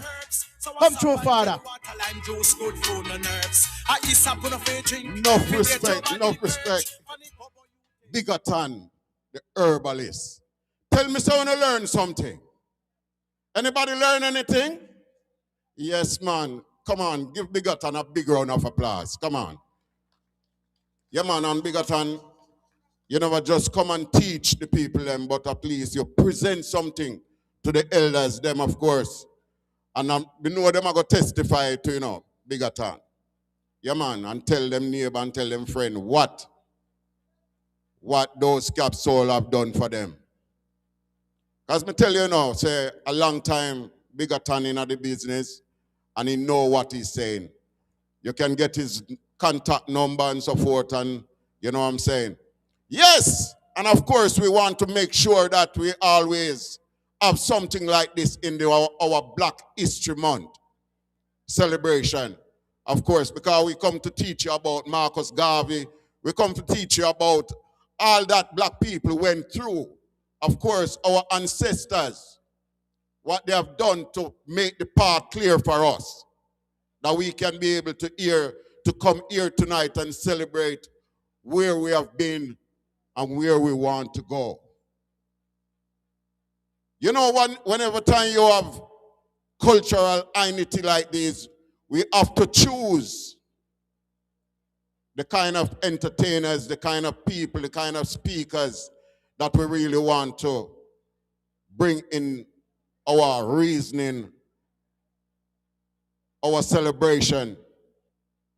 And we find it fitting to bring in Maypen Clarendon tonight, a spoken words artist, a spoken words militant soldier, and of course, somebody, when this man tell you how the dollar a slide, you can imagine, he might just ask Maypen people, where are the warriors? Somebody help me to welcome one of Jamaica's finest spoken words personnel. I'm talking about none other than Wise Words. Wise Words. Put your hands together for Wise Words. Right here in Maypen, right at the courthouse. Yes, culture blessed. Greetings, Maypen. Yeah, we are blessed to all of the warriors, them on here, you know what I mean? Yeah, man, give thanks for the invite. Rasman guy in the way you stand up or sit down, you know what thing going on. Salute, right? Yeah, man, Yaad Radio, we see it. See the radio in the house. Yeah. You know, said before the discussion go on, them say, you know something, Wise Words, come on and come bless up the place. And a long time now we are struggling with this decision and this question. Are we free yet? Are we free yet? So am I too black for you? Too black for you? Black hat, black shirt, black pants, black shoes. Is that anything new? Am I too black for you? Because slavery is abolished and we look so smooth and polished. Because the chain no longer binds us together, we can roam in any kind of weather. Then are we free yet? Remnants of our slave master still remains. When we struggle day to day and stress out our brain. When the sacrifices are made and nothing we gain. Then are we free yet? If you can live in big houses and the common man can't afford a pair of trousers, then if you can travel to Paris and London and the youth from Maypen feels abandoned, then are we free yet? Oh, it's a man's world. Who's gonna protect those innocent young girls who are being raped, strangled to death, make mama sit on her doorstep and fret? Tears she cry as she watched her son gunned down and die. Then are we free yet? The cars we drive is a symbolic way of how we strive to accomplish a big job, and instead of helping a brother, we cast him aside for go shoot and rob. To be the CEO, yet them swindle the big door. Then Maypen listen to how me flow. Are we free yet? Are we free yet when the borders of Caribbean nationals are restricted from its own people? When the tax is chopping away at our salaries, causing our pride to fall flat, and pharmaceutical products fly from the shelves without wings, making bleaching cream the new solution to erode our blackness. But are we free yet when the borders of Caribbean nationals are restricted from its own people? Are we free yet when we fail to recognize the past and under the class? Like Walter Shizulu, Martin Luther King, from prison to president, Nelson Mandela. I've got a dream like Dr. Martin Luther King. Self-reliance like Marcus Mosiah Garvey. Maypen them got tired for so we face like Robert Nesta Marley. Where every man should have a plan. Every African should have a plan. Like Patrice Lumumba. Yes, we can. But until then, are we free yet? Give thanks. Little Joe International. Yeah, are we free yet? Wow. What a spoken word. Come on, did I hear you put your hands together? Put your hands together for wise words. Come on, Maypen, make some noise. Yeah, man. I know some Maypen crowd stay, no, man. Maypen, yeah, all them always, what the slang about Maypen say? Say Maypen and what? Maypen and a play pen. Can you imagine? But you know, say, I'm sorry, I never get to talk this before the mayor move, you know. Because one year, you know, me a MC one short in a Maypen Square there. And the people them said to me, say, Maypen, we can't come out of pen, you know. Hear them, you know, say Yorktown used to name Yorkpen. And then it turn Yorktown. And one other place where turn town. So they must say, what happened to Maypen? So me take it for joke now and I tell them, say, by the next year, when you see me up in the square, I'm going to name Maytown. I don't remember nothing about that. Me go out there, guy MC man come round the back and grab me up, say, what happened? And Maytown we name now or what? So I don't know if you want to hear some Maypen name Maytown. But for right now, we're still proud to be in Maypen, Clarendon, because this is one of the places that you can go anywhere in Jamaica and talk about Maypen, and them say, yeah, you're a Clarendon man. So Maypen people, you know, we're here tonight and we're going to talk about some, I tell you that we get some real professor, we get some people to teach you, to tell you about our real African tradition, to discuss about our heritage, where we're coming from, and where we are going, of course. I want to say respect one more time to Ras Manga, wherever he is right now. Respect to the Boss Them Big production. I want to say respect again to Studio M Radio. So just before I introduce the personnels who are going to do the discussion, of course, we're going to have just a few minutes of music. Yeah, man, we want to hear some more. One of the Bob Marley, one of the Burning Spear, one of the Culture, and so forth. And then I'll introduce the moderator, who of course is going to introduce the panel, and we're going to have that discussion, and we're not going to leave you out of it. I want to say respect to everyone all over the globe who, of course, is on this live stream, taking in everything at the cultural event in Maypen, right at Courthouse Car Park, right here. So, Mr. Music, I think is Little Joe.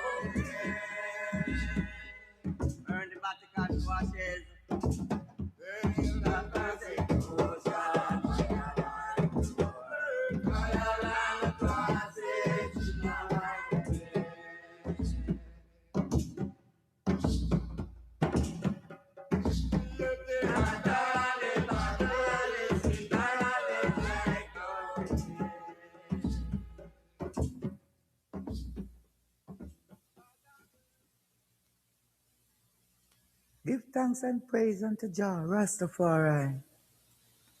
And I trod in the United States to help my sister to tell them about Rastafari, because I know that Rastafari is the true and living Jah. Jah come to conquer death and hell. Jah can't die. People says Emperor Haile Selassie die. I know it is a lie, because this man come this time to conquer death and hell. He coming from the line of Melchizedek, coming right down to David and Bathsheba. And no Satan nor devil could never sit in the throne of David. Nothing can go like that. Because right now, they say he's not on his throne, and I know no one can sit in the throne. Everyone have to just keep watching the throne, although they are stealing what they can get out of it. But I know they can't sit in the throne of David. And I represent King Alpha, Queen Omega, this day.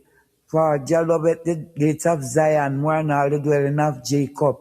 And I know King Haile Selassie is the ancient king of Iration.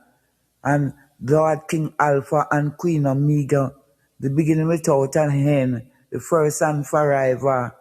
Prince and princess must stride out of Egypt. Ethiopia shall exporter and unto Jah, and until this day and forever. Give thanks and praise unto Jah Rastafari. INITY is a see. Nayakaya Sayob. Yaad RADIO. I have earned sign your lister. Unto the Most High, Ayasai. Ancient Aya Congo Ayob in Ayasta University. Yakin I sign your lister. And Simon and Ayasai. Ibayang Sayasi. Aynalayang. Ayasta Yul. Yobina Yan sign your lister. Love is so open that the door.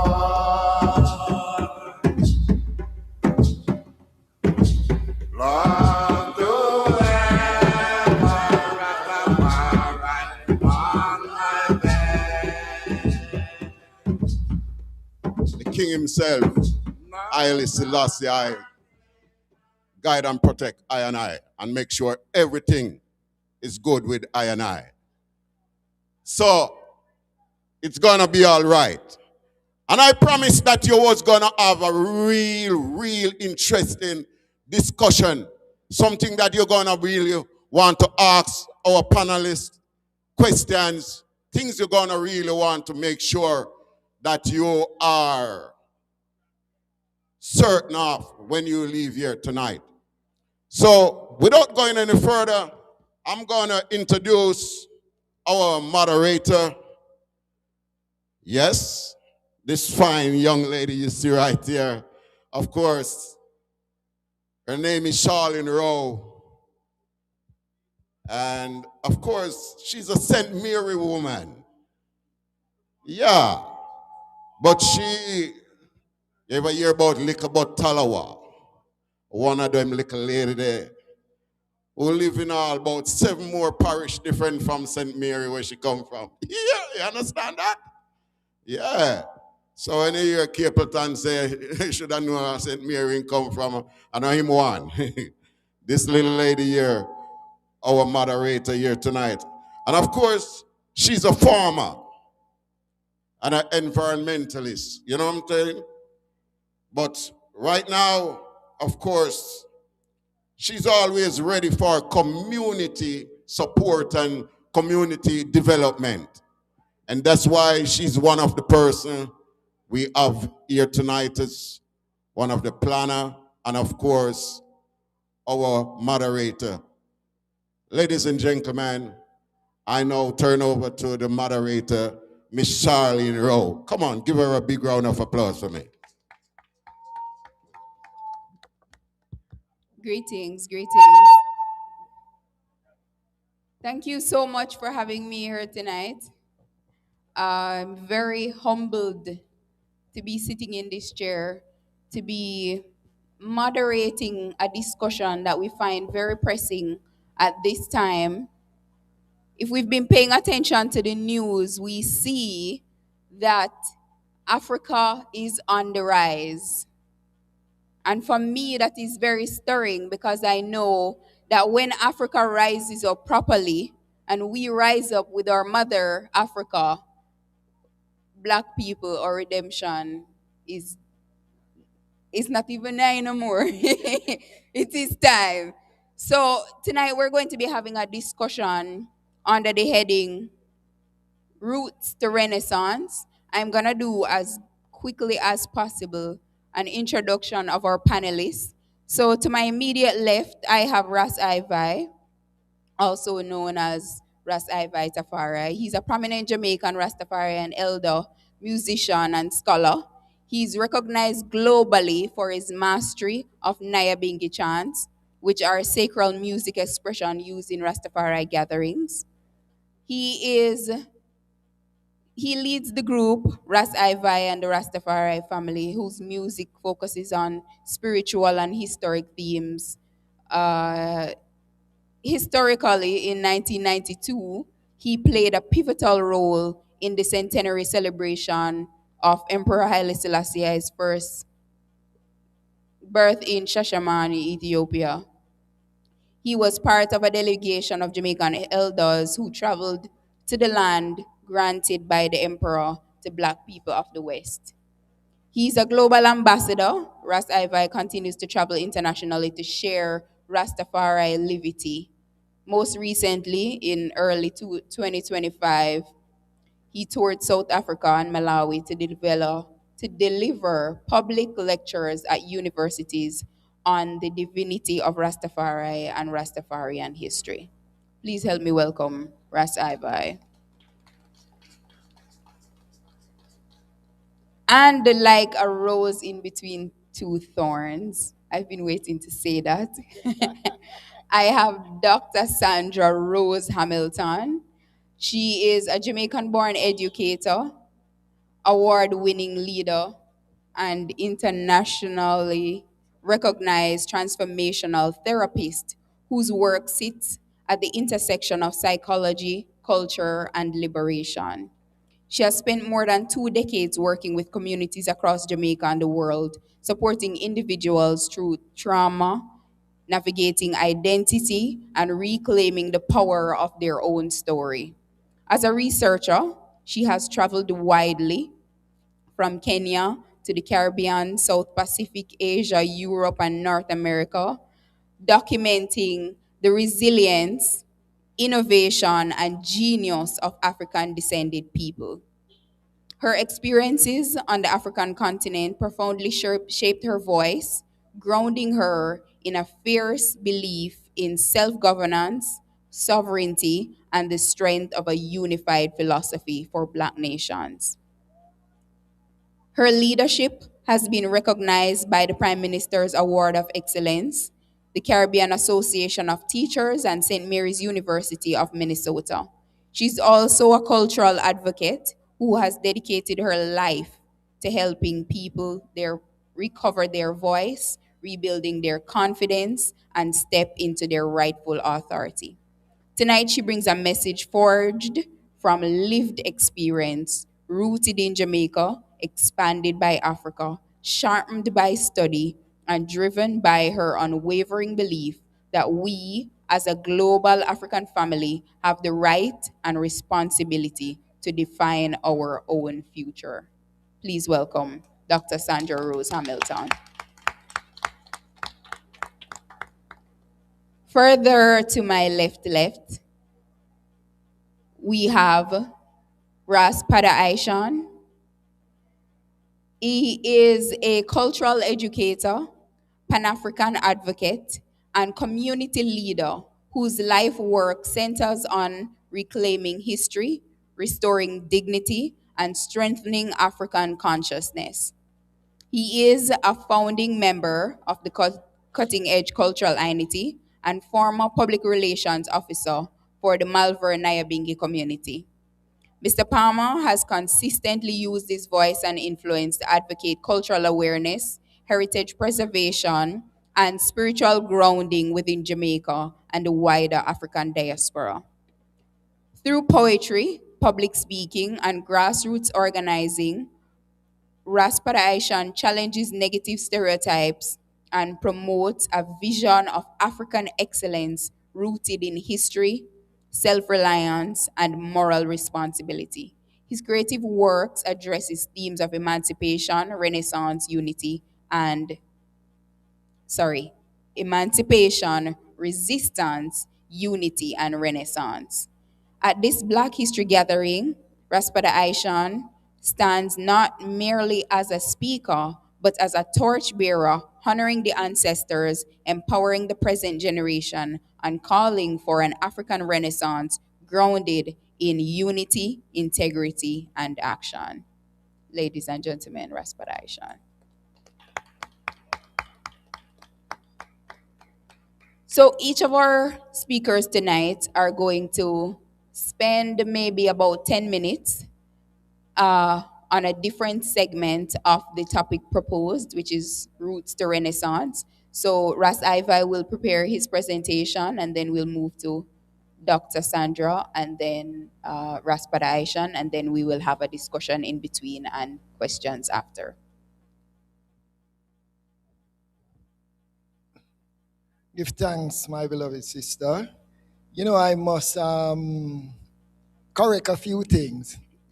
Been in South Africa last year, didn't make it to Malawi. South Africa is so vast a country, and to spend 25 hours in the air, 2 from here to Panama, 14 from Panama to Istanbul, and another 9 to Johannesburg, 25 hours. And after coming from that flight, you take a 5-hour journey to the next tabernacle, the first place of welcome. That to me was like a marathon. So we didn't get time to do as much because you spend more time on the road in South Africa than in any venue. But quickly, as South Africa was mentioned, I must tell the idea it have more Rasta than the people, the whole population of Jamaica. So we see where the movement has spread significantly, and Rastafari there are looking to us in Jamaica for a way forward.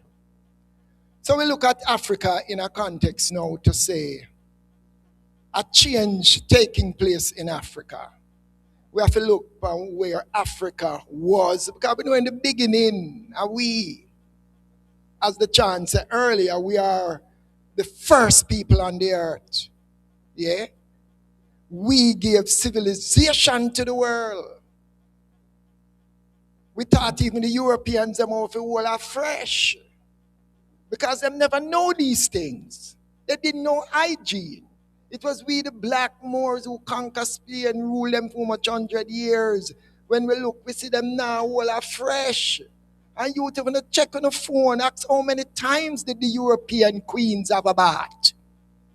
It tells you twice per year these queens of Europe bathe. We attack Isabella, we attack Victoria, and the whole of them. Mention the whole of them. Bathing was a crime. If your neighbor ever see you bathe more than one time for the week, you know, them run down to the police station and say, Mr. Rasaiva, I bathed yesterday and this morning early me hear him singing in bathroom I bathed. Them check to me is a wizard. And then gather people to come stone you. Because you bathe too often. This is their history. So we look at Africa, makers of civilization, you know, Mansa Musa, rich man, all of the philosophers, all the doctors, we are charted all the stars long before Galileo invented a telescope. The Dogon people. So when we look upon it, we were in the forefront of everything when you talk about civilized existence. Them never even know how to cook. If you look at the early movies, there was always a black woman in their kitchen. Because them don't know how to do those things. Is we teach them these things. Yeah? So we look at Africa, the beginning, the makers of civilization. Yeah? And we see where colonialism, we see all these pirates, we see the love where we have. Because we entertain strangers. When we see them, we sorry for them. Oh my, look on them skin, them lack melanin. Why are they so white? Oh my gosh. We sorry for them. We take them in. We put them all on with golden stool for sit down. We give them all golden plate for eat out of. And no know say as we back turn. This is gold, you know. This is gold. You mean we eating with golden? Them planning how to come kill we by night. So because of our kindness, we let in these people. Teach them what we know. Aristotle, Plato, Socrates, we teach them. And then go back after them country. They were charged for preaching an alien doctrine. But later on, when them crucified them, you know, them make these men become the best of the best, their highest scholars. But when them did first come, because a black man them go learn it from them, chastise them. Them tell you about Hippocrates, father of medicine, while the great Imhotep did already have the Grand Lodge of Luxor and all them ancient hospitals and centers of learning. So it's it all began with us until these guys come with them superiority in arms and overtook us, bring us out in the West as users of food and drawers of water for build for them empire. Yeah? So this is how we get caught up now. And you see, when them come, you know what them bring? One thing named religion.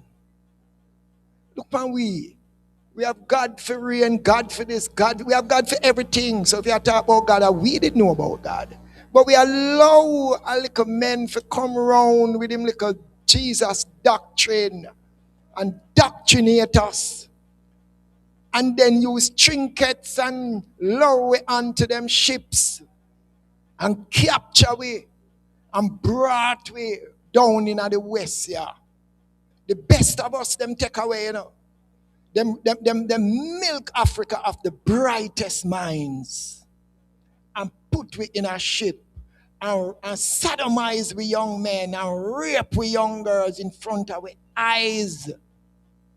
Demoralize we, dehumanize we. And who did these things? The monarchies of Europe. and others, Arabs involved, the whole of them involved. You know, the big bankers, the big so-called Jews fund these things. Isabella, Elizabeth provide ships and all. And give and when these enslavers get them, you know, them give them Christian names. Grace of God, Virgin Mary, SS Jesus. And it's so them take we and capture the best minds of Africa and bring here. So you must know where them do it. We other brother and sister them left at home is brainwashing them go on now. So them enslave we and start brainwash our people who are left on the continent. So it so happened that when things began to change now, Africans start take back them place and start become independent places. We have to fast forward, because in fast forwarding now we look how in different groups, the Moravian Black, the Casablanca group, the Monrovia Black, these presidents, you know, Abdul Nasser, Kaunda, Kenyatta, and all of them, Nyerere, all these great African minds now talk about a united Africa. But them have it in a different groups. But here comes the Lion of Judah, Emperor Haile Selassie I now enthroned as the leader of the only independent sovereign country on the continent of Africa. Him now I look upon it and say, no, we cannot approach Africa unity in different cells. We have to be one. So the Casablanca and the Monrovia and all other different groups, no, it's not going to work. We should approach this in a one united organization. And all these other groups gave way in 1963 to the Organization of African Unity. So all of these other Africans decided that yes, His Majesty invited them all to Ethiopia. While him said that he was building Africa Hall as a meeting place. And when this happened in 61, and by 63, he was ready for the meeting. Some of these leaders decided that them boy can't make it financially, it was a problem. You know, Haile Selassie first though, he said, no, don't worry, I will send for you with my plane, I will ensure you're there. If you have booked your passage, come, I will foot the bills. And he footed the bills for many of these leaders, brought them in a one centralized area to chart the course for Africa, total liberation. So today, when I see Ibrahim Traore, I say, oh, this youth is a student of all this. Because where Haile Selassie and these other founding fathers was talking about, you know, a united Africa. An army, a one African army, yeah? Move the border lines. An African Development Bank, yeah? An African-centered curriculum. We are going to move without a Western curriculum, a curriculum of our own. And when we look on that, we say, wow, the charter of the OAU, I want even the present leaders of the AU to go back to the drawing board. Because sometimes we don't need to reinvent the wheel, you know. We need to look back at what was laid down in that charter of May 1963 and see that even what Ibrahim is doing today is in line with what was laid down in that charter. And, you know, as we talk about Ibrahim Traore, we are asked for a nice round of applause because he's the man that is so well known today as one of the youngest mind, a liberator of no extraordinary value. Yeah? So we give thanks for him. We see that change is being made, and there are others we are joining him, and we still want to rid Africa of some traitors too. Because you have many, and right now, I think Ibrahim's greatest threat is his own people. And when I talk, that's the own people of his area in Burkina Faso. But we tend to be enemies of our own, and we become, in the hands of the oppressor, a tool to get rid of our own. So I'm going to say, we give thanks to the change we have seen, and we hope that all other African leaders and people can take a page out of Ibrahim's book and of all other African leaders who hold a firm resolve to see Africa free, to see Africa economically free, spiritually free, and on the road to where we was as makers of civilization. Give thanks. Give thanks, give thanks. Can we give a round of applause? Give thanks. All right, so next we are gonna go over to Raspada Aishan, and he's gonna give his short presentation. Yeah, man. Greetings in the name of His Imperial Majesty, Emperor Haile Selassie. Jah! And greetings in the magnificent and marvelous manifestation of Mother Nature, Empress Menenai. Jah! Beautiful. Yeah, man. And from roots to Renaissance, you know, Marcus Garvey is one figure that is prominent in the whole renaissance of black people, you know, rooted in Ethiopianism, rooted in the hope that sprang out of Ottawa 1896. You know, Marcus Garvey was 9-year-old at the time. You know, Italy had came to get rid of the boy, the four-year-old boy, Haile Selassie. You know, their scholars would have realized that that divine youth would have been born again. And, you know, they came, you know, but that victory at Ottawa, you know, was something that caused a stir in the world. You know, Garvey saw it, enough other ones would have seen it, and it developed a thing called Ethiopianism. It make it get more fervent as one started to look to Africa for their redemption. But in that fervor, Marcus Garvey got, you know, described as a prophet. You know, people like Roberta Tilly Rogers in his book, in his early book, The Holy Pibby, you know, would have described Marcus Garvey as a prophet. And you'd have realized that Garvey's teaching would have been something that the early Rastafari leaders would have taken very seriously. Even though Marcus would have criticized Rastafari, would have criticized His Majesty, the teachings of Marcus Garvey was critical to what Rasta showed at Jamaica. You know, self-reliance. You know, Leonard Howell created a community in Pinnacle, 500 acres of land. You know, factories, farms, industries, self-sufficient. You know, he went to, you know, one of the first free villages in Jamaica, and he created that economic model that Bustamante and others couldn't allow to remain as an example. And it was destroyed, it was attacked again and again and again and again. You know, that same model of communal economics, that model of coming together and providing what you need, you know, sharing within the community, you know, was exemplified by Claudius Henry again in Clarendon. You know, that philosophy that Marcus Garvey preached of self-reliance, you know, of making use of our resources is something that as a people we have to epitomize.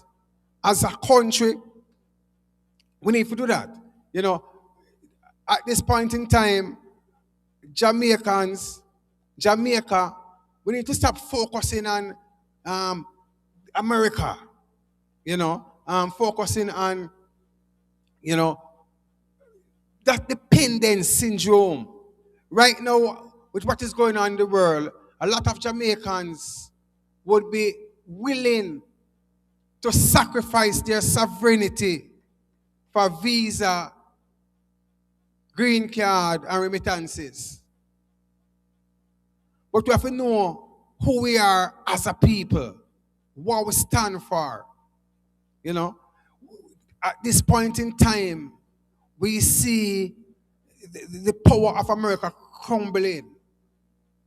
You know, thanks to Donald Trump, you know, we see that crumbling. But we have to be ready as Africans. We have to start trading one another more. You know, we have to start establish contacts with the continent. Travel to the continent. See alternative to what we have here. I know that we don't need any slave master to flourish. You know, because what we have done in the past, we can do again. Science and technology is critical. You know, we need to, as a nation, teach the children science and technology. You know, because that's what we're going to use to solve our problems. In this age we're going into. You know, Caribbean, Africa, need to be one. You know, that is the original concept Marcus Garvey have. No borders within Africa. You know, one African nation from the continent to the Caribbean Sea. Once you have a passport, a Caribbean passport, you're supposed to be able to travel straight through the Caribbean, straight through Africa. You know, just like when you have a US passport, you can travel the world. Once you have one of the African countries' passport, it means that you can travel the whole of the African countries of the world. You know, that is where we need to go. You know, we need to take control away resources, create economic wealth, make some money, create industries. You know, we satisfy our own need, our own food security. Make sure we feed ourselves. That's what Howell showed us. That's what Henry showed us. When you can feed yourself, then we can export and create wealth. But we must be dependent on others to feed yourself. You know, and we must always stand and speak. You know, right now, Jamaicans feel that if we keep silent, the bully will ignore us. But it won't happen because Jamaica have oil on its south coast. And I'm telling you, the bully wants to just come down here and take that and just give away what them feel is the fear. Jamaicans have to be brave and bold and strong. You know, we have to be willing to stand for our country, stand for our sovereignty. You know, and Haile Selassie did start the tradition. He was the one who was that example when he crowned 1930. That was what ignited Leonard Howell and others in Jamaica to know that once you can have a king in the world as a black man where everybody have to bow down to, we as black people can redeem ourselves. And that was a spark that started it all. You know, and in preparing for this talk, I put together this little poem, Route to Renaissance, that actually captures a thought on the topic. I say, Africa is on the rise. Hip hip hooray.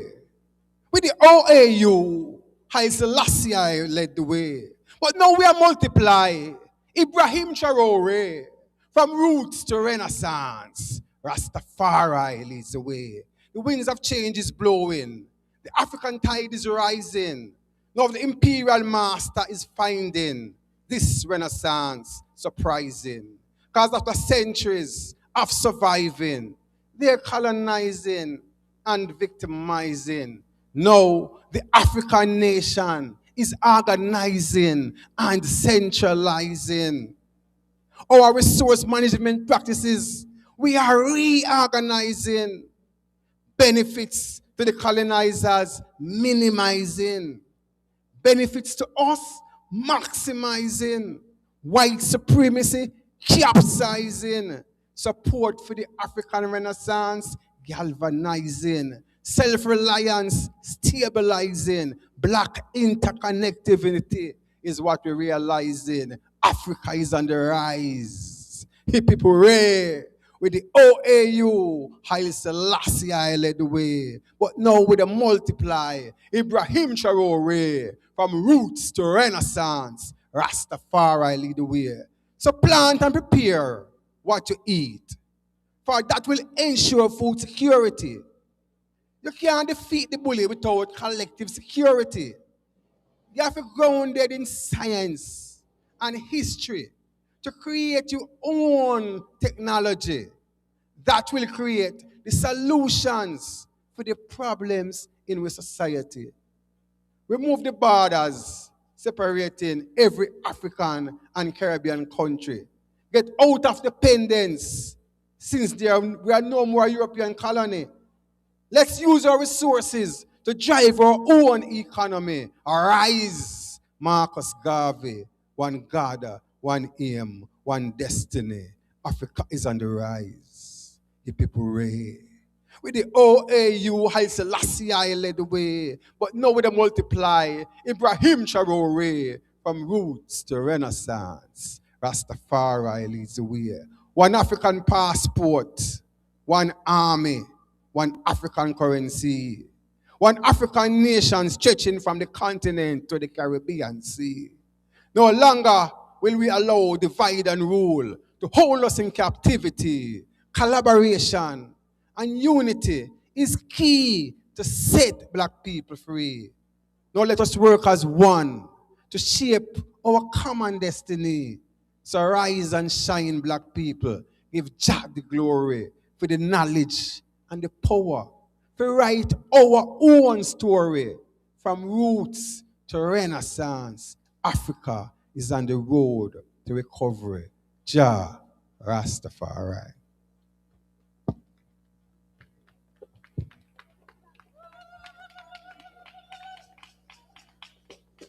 Good evening, family. I'm just going to continue in that same vein because we need to recognize that we are the living continuation of a people who have faced what is unthinkable.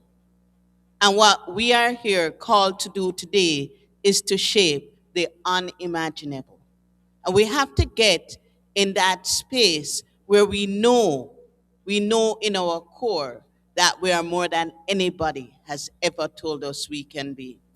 So to do that, we need to speak about self-governance. We spoke about sovereignty.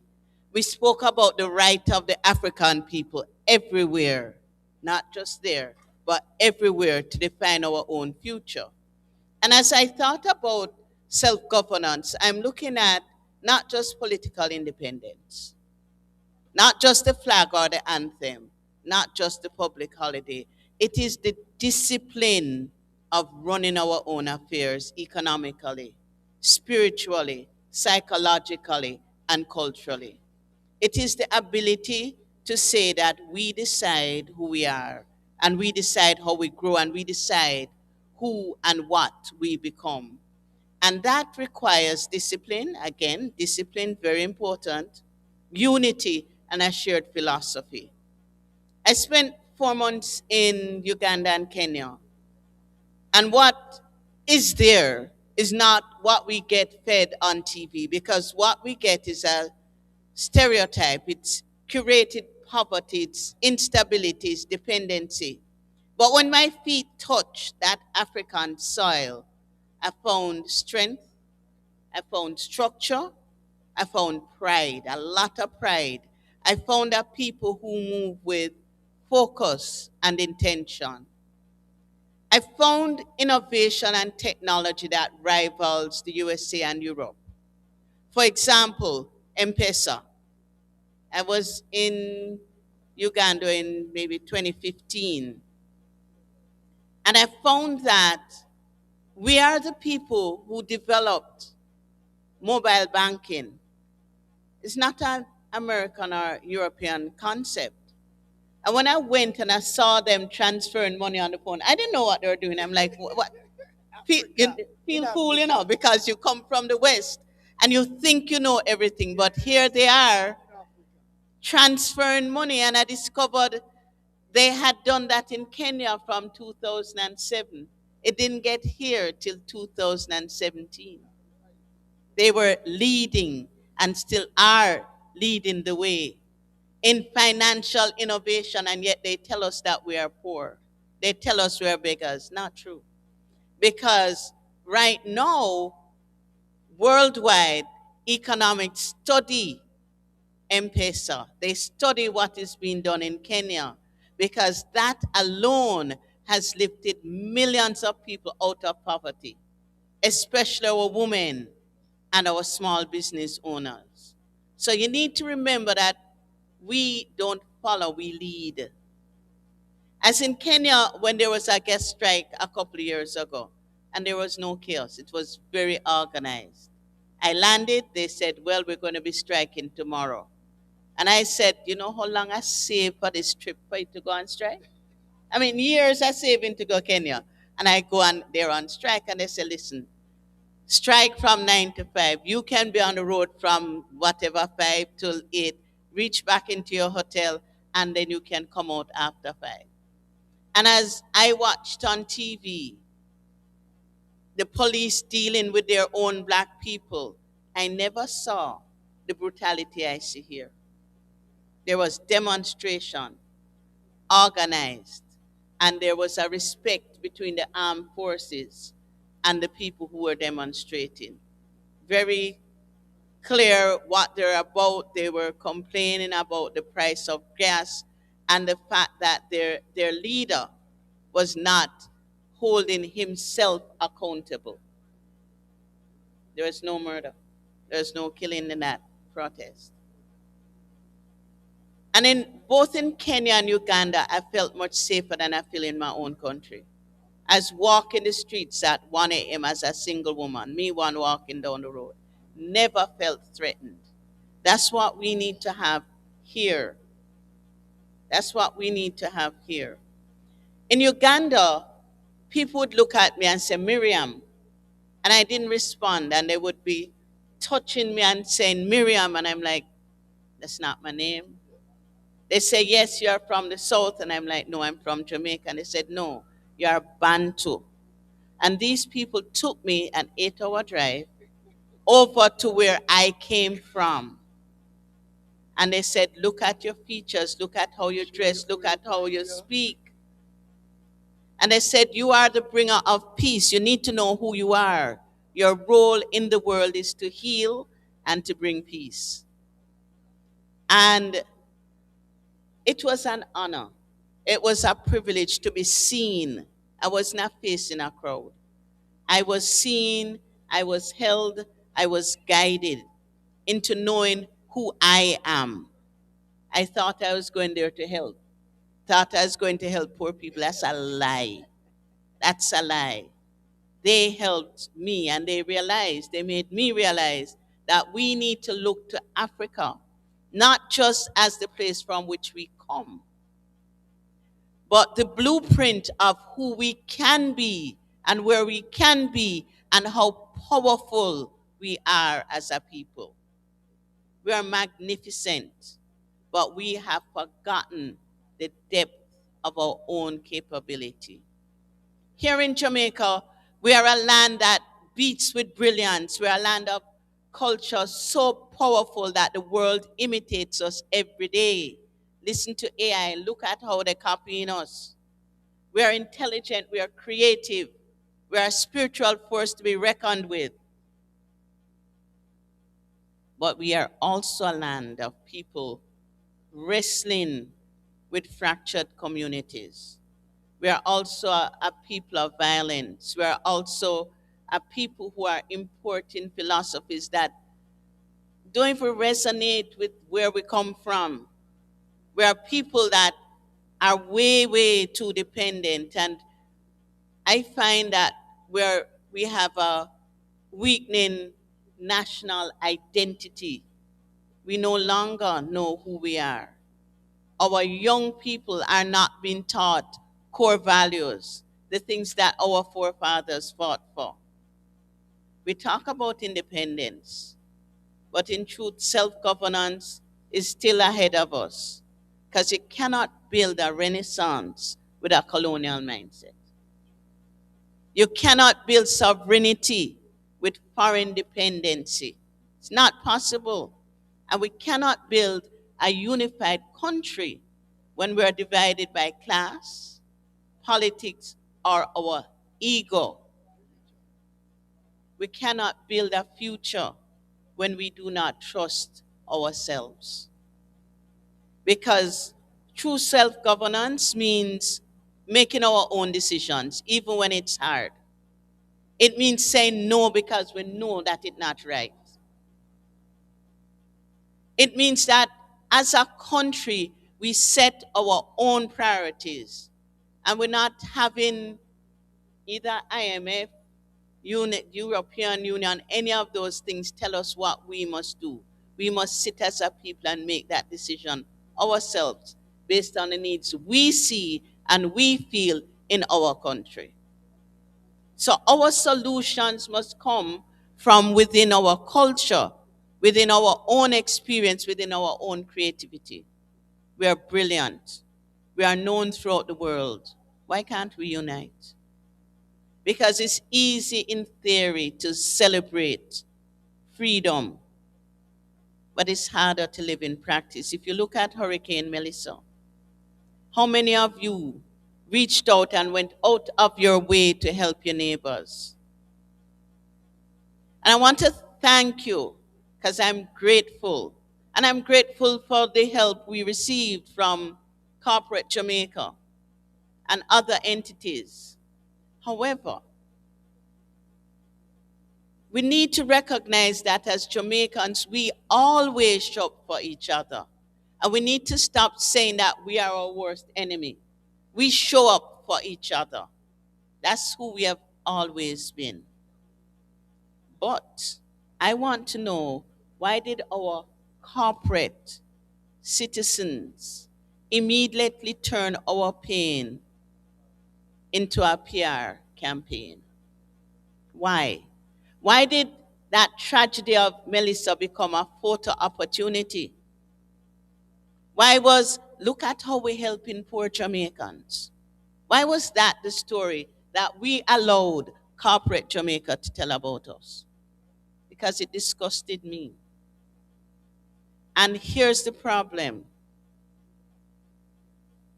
Why must the world and why must we see images of ourselves as our people begging for handouts in this day and age when we have land and we have brain power, we have creativity, and we are leaders all over the world? And the image we are showing to the world is us lining up and begging? That don't look good. And we are showing people's face and you know how you feel about, no. And I didn't hear us as a people complaining. And the thing is that it damages our psyche. This is why we feel we're not good. We're not good enough. And we need to say to them, no, if you want to give me, it don't work so. Several of us have given and not done that. Because it's not about us, it's about bringing our country together. Because we could have told a story rooted in resilience. We could have told a story that said, look at how the people help each other.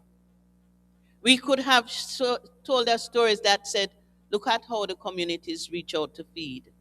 Look at how the young people helping to clear the road, helping to clear the street. And there was a lot of that, but that's not where our media focused.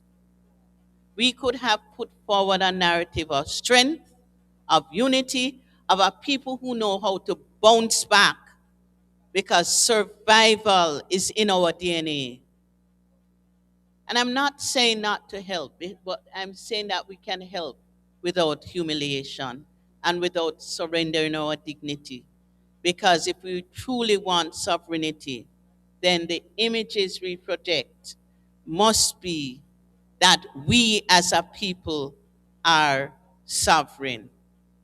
So just to close with the reminder that we have the right, the responsibility to govern ourselves culturally, economically, and strategically by building alliances within the diaspora with Mother Africa and to teach our children the truth of who they are, to strengthen us and our local industries and to elevate our own thinkers and to create systems that insist on support and self-discipline. Thank you. Thank you so much. Very strong words, Dr. Sandra. I do have a few questions. The panel will get into a little bit of a discussion regarding, just some stuff that I thought we could talk about. Point of information that said we need to know our history in order for us to know our power. So if you don't know what Black people have done before, you won't know the blood that runs through your veins.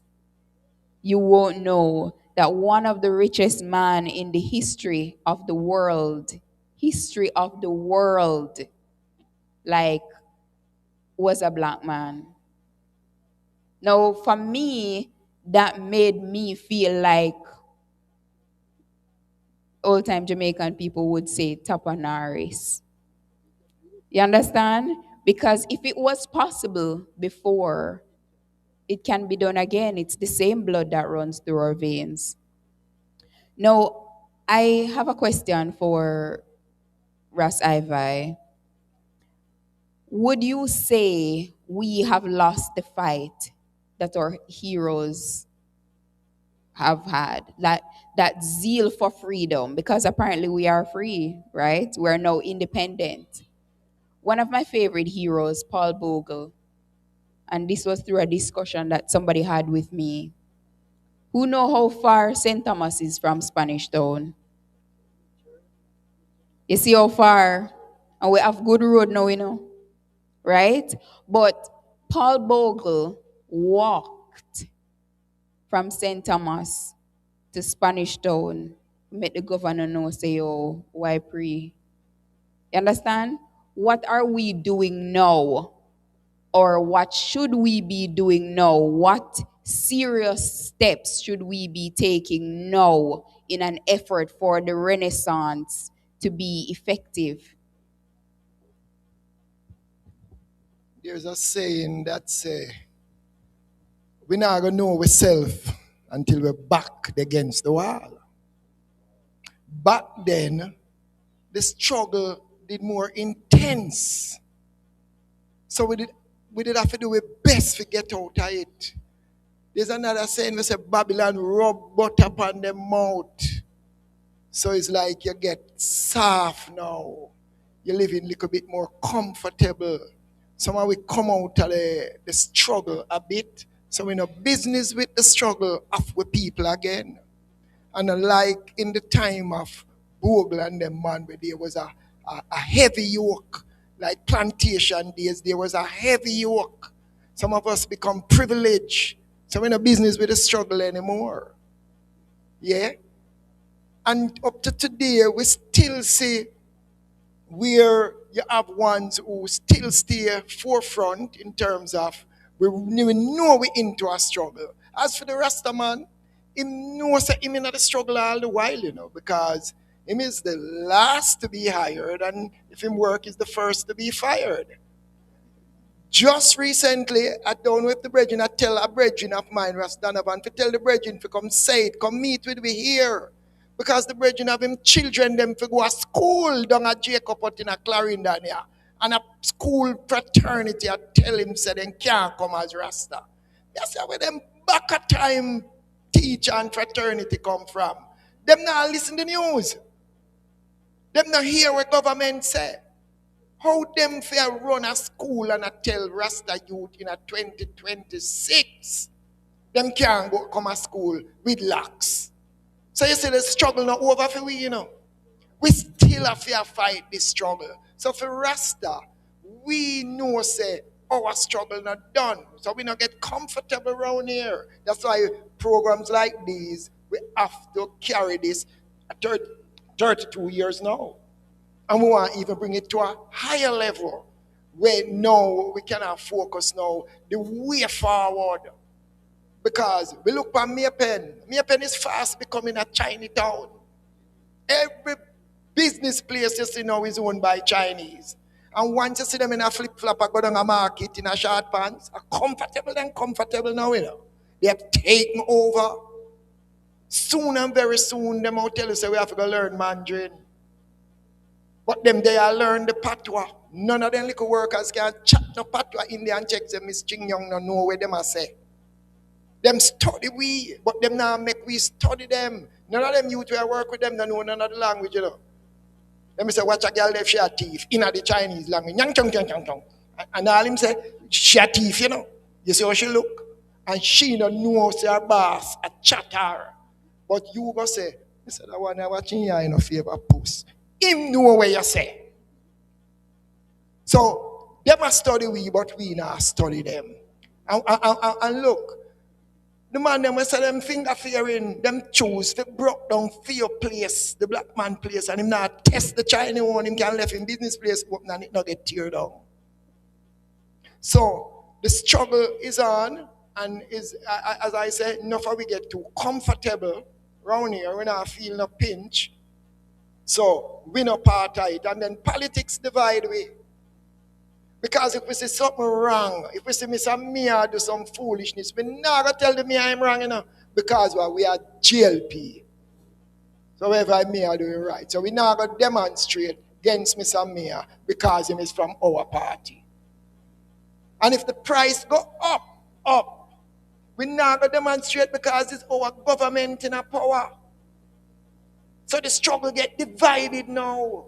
We don't have no one mindset as to what affects us as a people. Yeah? If government give one little minimum wage and it raise, even though it can't do nothing at all, we all not going to demonstrate because it's our government and it put one little twopence on it. So I think in these ways, them find a way how to cushion the struggle, the fight, the resilience. But the fight, the resilience of our people back then, we need to take up some of that in our DNA now. Look back at the ancestors, as I mentioned, look on the journey from Morambie to come a Spanish town on foot. To come tell governor here, say, listen to me, you have to give up, you know. We have lost to a greater extent that zeal for surge forward for liberation. And we still have to give thanks to the Rastafari movement who has stood up on the front page to say we have to go out there, to agitate. And I think it's the fight where we constantly get, make we have to up with fangs, up with lion mane for say, too long we have been under the yoke and we not take it no longer. Rise up, Nanny, rise up. All right, so my next question is Raspada Aishan. I know you're an educator, and I understand that changing our curriculums in Jamaica is not as easy as we anticipate as a result of politics and da-da-dee-da-da. However, would you say core principles like Marcus Garvey's philosophies and opinions should be included in the curriculum? Is it still relevant? And if, how can we ensure that it happens? Because since I've been zero, I've been hearing we need to get it in the curriculum, and now I am way more than zero. So what should we do? What do you think needs to happen? Do we need to give them an ultimatum? Woo! Nanny, what do we need to do in order to ensure that the mindset of our future generations are being embedded with core principles from an early age? All right. Marcus Garvey's teaching is in school. There's a program near Marcus Garvey in school that Captain, I remember his name, has with a grade 1 that teaches the principles of Marcus Garvey, economics and so forth. we don't. It is something that is being pushed there. There is Marcus Garvey's philosophy in civics. What happened though? It is the zeal for people to really push it. All right, because Blackwood Meek was at the Ministry of Education at one point, and she did a phenomenal job in getting the philosophies of Marcus Garvey embedded in the civics curriculum. You understand? So the opportunity is there to use Marcus Garvey's philosophy to teach the youths them. The opportunity is there for teachers to do it. It's just for teachers to take the charge and do it, because the curriculum allows itself for that.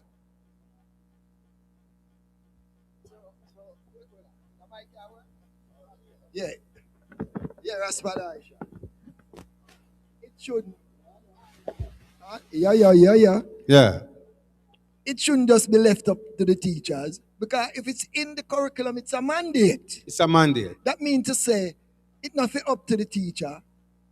You study, what I'm call it, lesson plan. Mm-hmm. When inspected, should reflect, say, you are going to teach it this term. Yeah, man. I know you're women fancy, whether you want to. You have to teach it. So what happened now? You have different emphasis at those certain point in time. So you see right now, you find say literacy is something where create a lot of bells. So right now, a lot of people sacrifice a lot of things to get the passes up. So you find say you have PEP exams coming up, some ones might be tempted to sacrifice the civics time or so for putting a little extra the PEP subject them. Right. And what you are judged on is what gets emphasis. But the facility is there, the curriculum is there. If you're really going by the curriculum, the children will know of Marcus Garvey and they will know of them culture. So, I'm say now.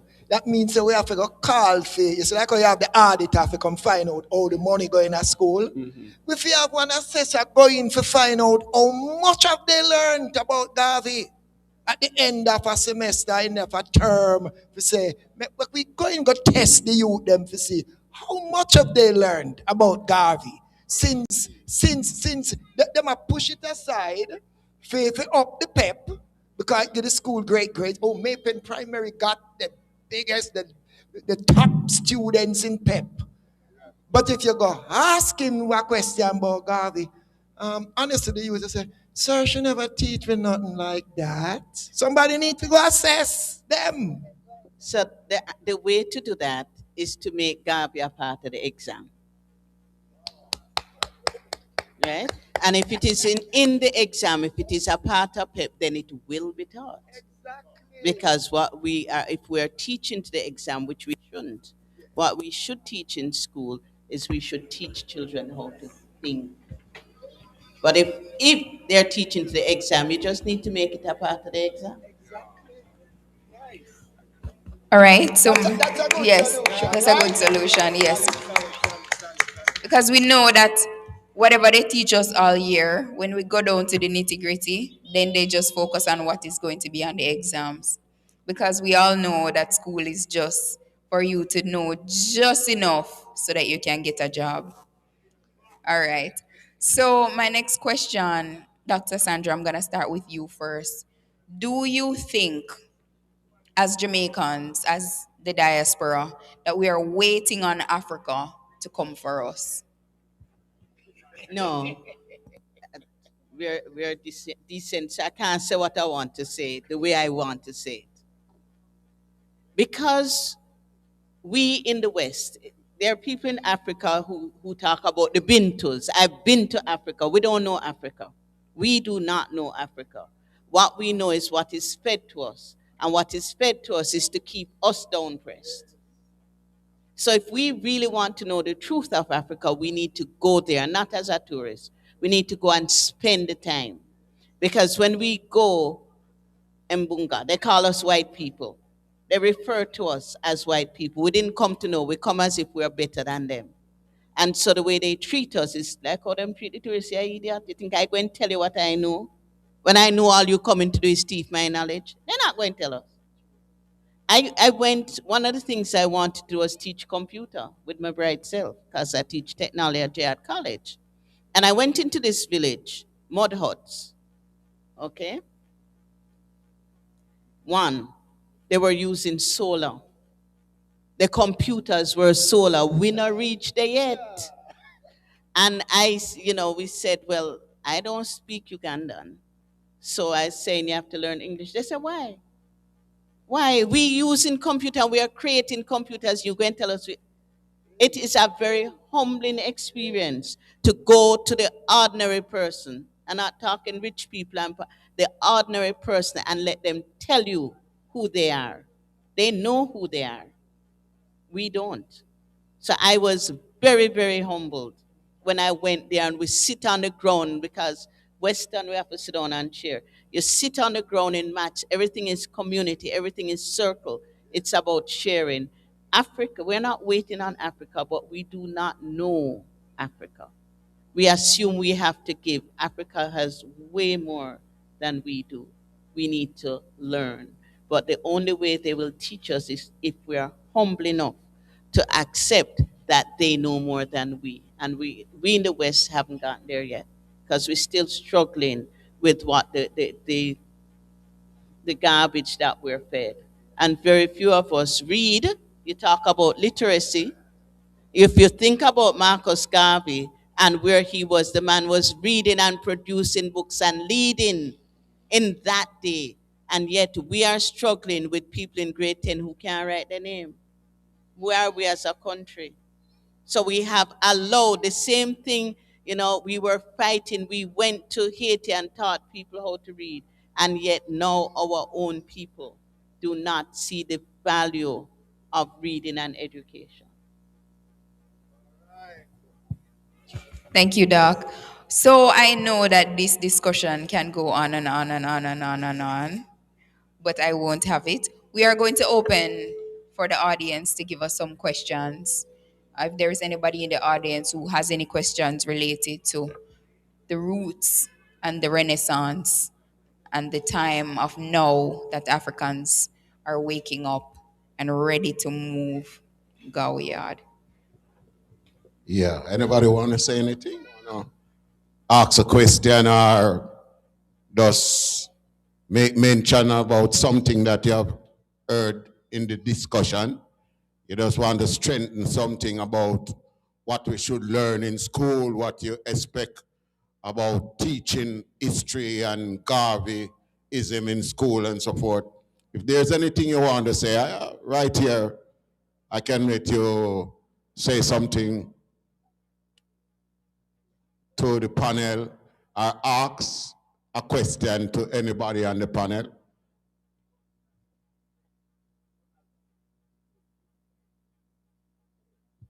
Good night. Education first. 1983, the government books on education, the rule books on education in teaching in class. 75% of class, pupils in class can pass. 30 is supposed to fail. That is their law in their school. 1983. You can search and find it. So all students in class not supposed to pass. If 100 pass, the Minister of Education will question any teacher that taught that class. Okay, I can answer that. I'm an educator. I've been teaching at tertiary for a number of years. Statistically, the way we measure things is on a bell curve. Statistically, everybody cannot get 100 because we're not all the same. We have different, what they call intelligences. So the way I learn, which is by doing stuff with my hands, I need to go So y'all read and listen to Africa. I needed to go to Africa to experience it. Other people will read and get it. So even if it wasn't the law, everybody is not going to get 100. And as an educator and as a leader, if I have a teacher who gets 100, get all A's, I question his ability. That is not how human nature is built. So we need to recognize that each person has different talents. The test that we give is usually a generic test. It's usually written. Everybody will not be. I'd love everybody to be, but the reality is everybody won't be there. Okay, thank you, Doc. Sorry I can't make you reply, but I'm just gonna get somebody else over the side. Yes, greetings. Yes, Ross Profile. I'd like to ask the panel a question like, do you really think Jamaican people love, respect, honor, and as Rastafari?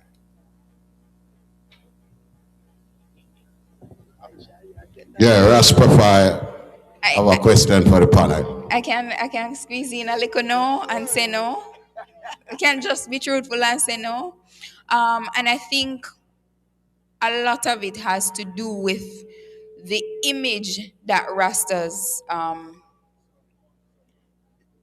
okay, me I go say some, thank you for correcting. Some Rastas, there's an image out there that says, Rastas are not clean.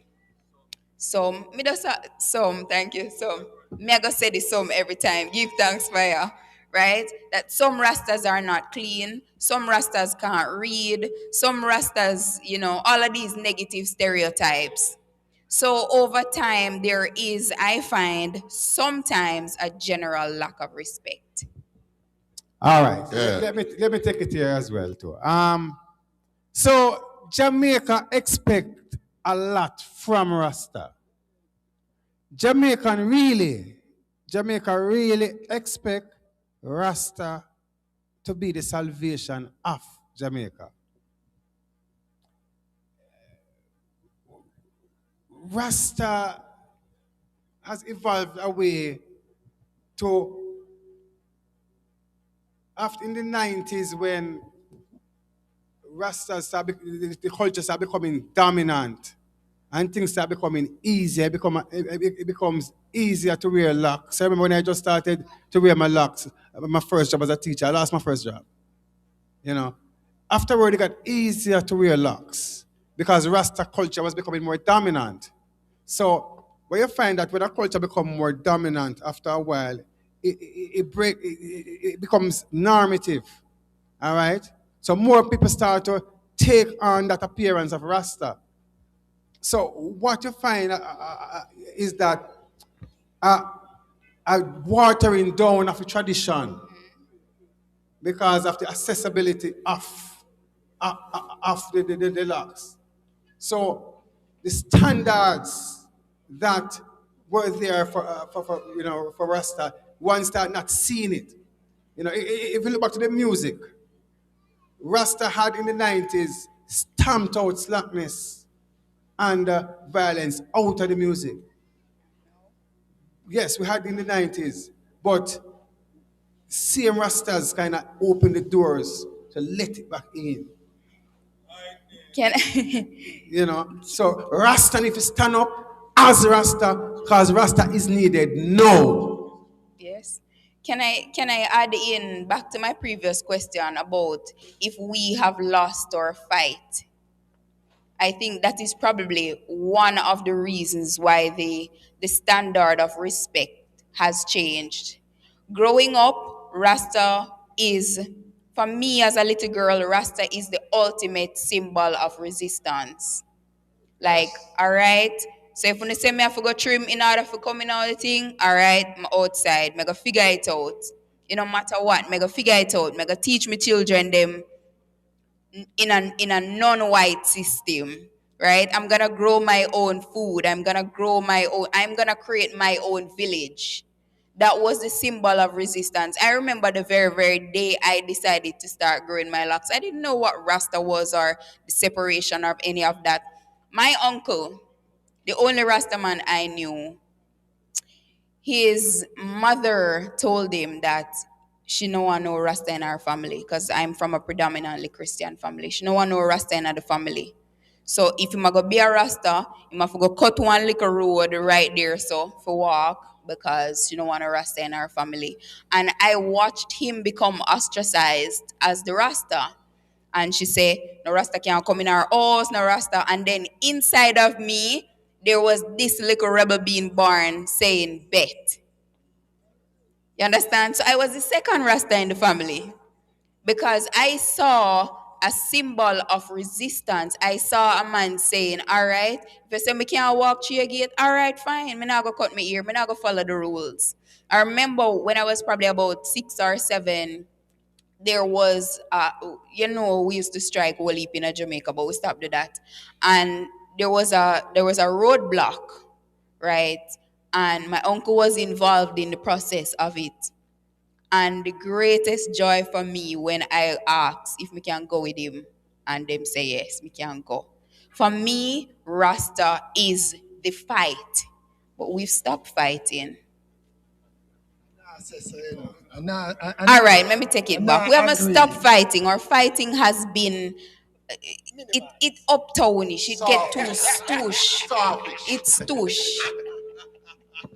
But that's my take. All right.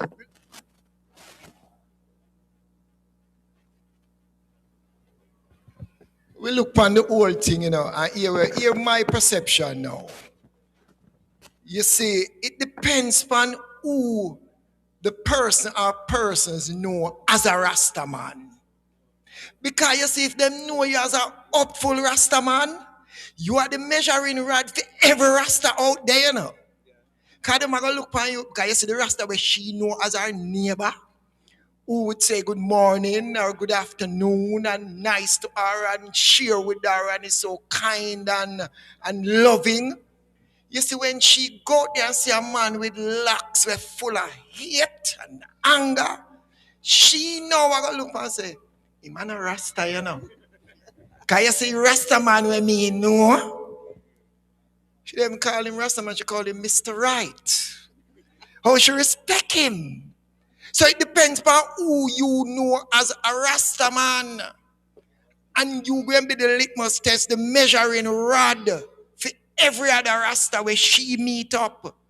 I in a downtown park years ago, a lady walk up to me and say, Rasta man, me want to go into the bathroom, but hold me handbag for me now. So me look at her and say, lady, but you don't know me. Oh, yeah, give me your handbag for hold for go to the bathroom. First me I see you. She said, Rasta, if me can't trust you, and who me I got trust? You ask you me hold hand on the bag. Because the woman I put a confidence in me. Because here, probably the Rasta she know is honest. Her hallmark of a good Rasta man is honesty. Me have a brethren the right out of the post office there, sell fruits. And the amount of young girls where their mother say, Rasta, me I go to the bank, but me can't bring her. Or me I go to town and nobody know there. Keep her for me till me come now. And not everybody, a woman trust with them baby girl. Because you have some man out there. But you trusted a Rasta man. Sometimes the brethren as the Rasta I me see a big grown young miss come and hug him up. And the brethren said to me, Rasta Iva, you remember the little baby girl where usually sit down in the bus when her mother gone a town to come back? And she that grows so big, That girl become a young miss. Look, every time she meet the Rasta man, is like her uncle. So it depends on who an individual know as a Rasta man. So them going to judge you by that. So Rasta have had good values and people out there still look up to Rasta for good discipline, good characteristics, all the honest things and all. Even the police them. know when him say a Rasta man. And if he find him, I say, Rasta, how that happen? It's like it's unbelievable. It's unbecoming of a Rasta man. So we have still held some real nice values, and we just have to hold on to it and share these values with the younger generation, that we not lose that perception as to how one's evaluate who is a Rasta man. I see a sister there's a all up her and you culture be.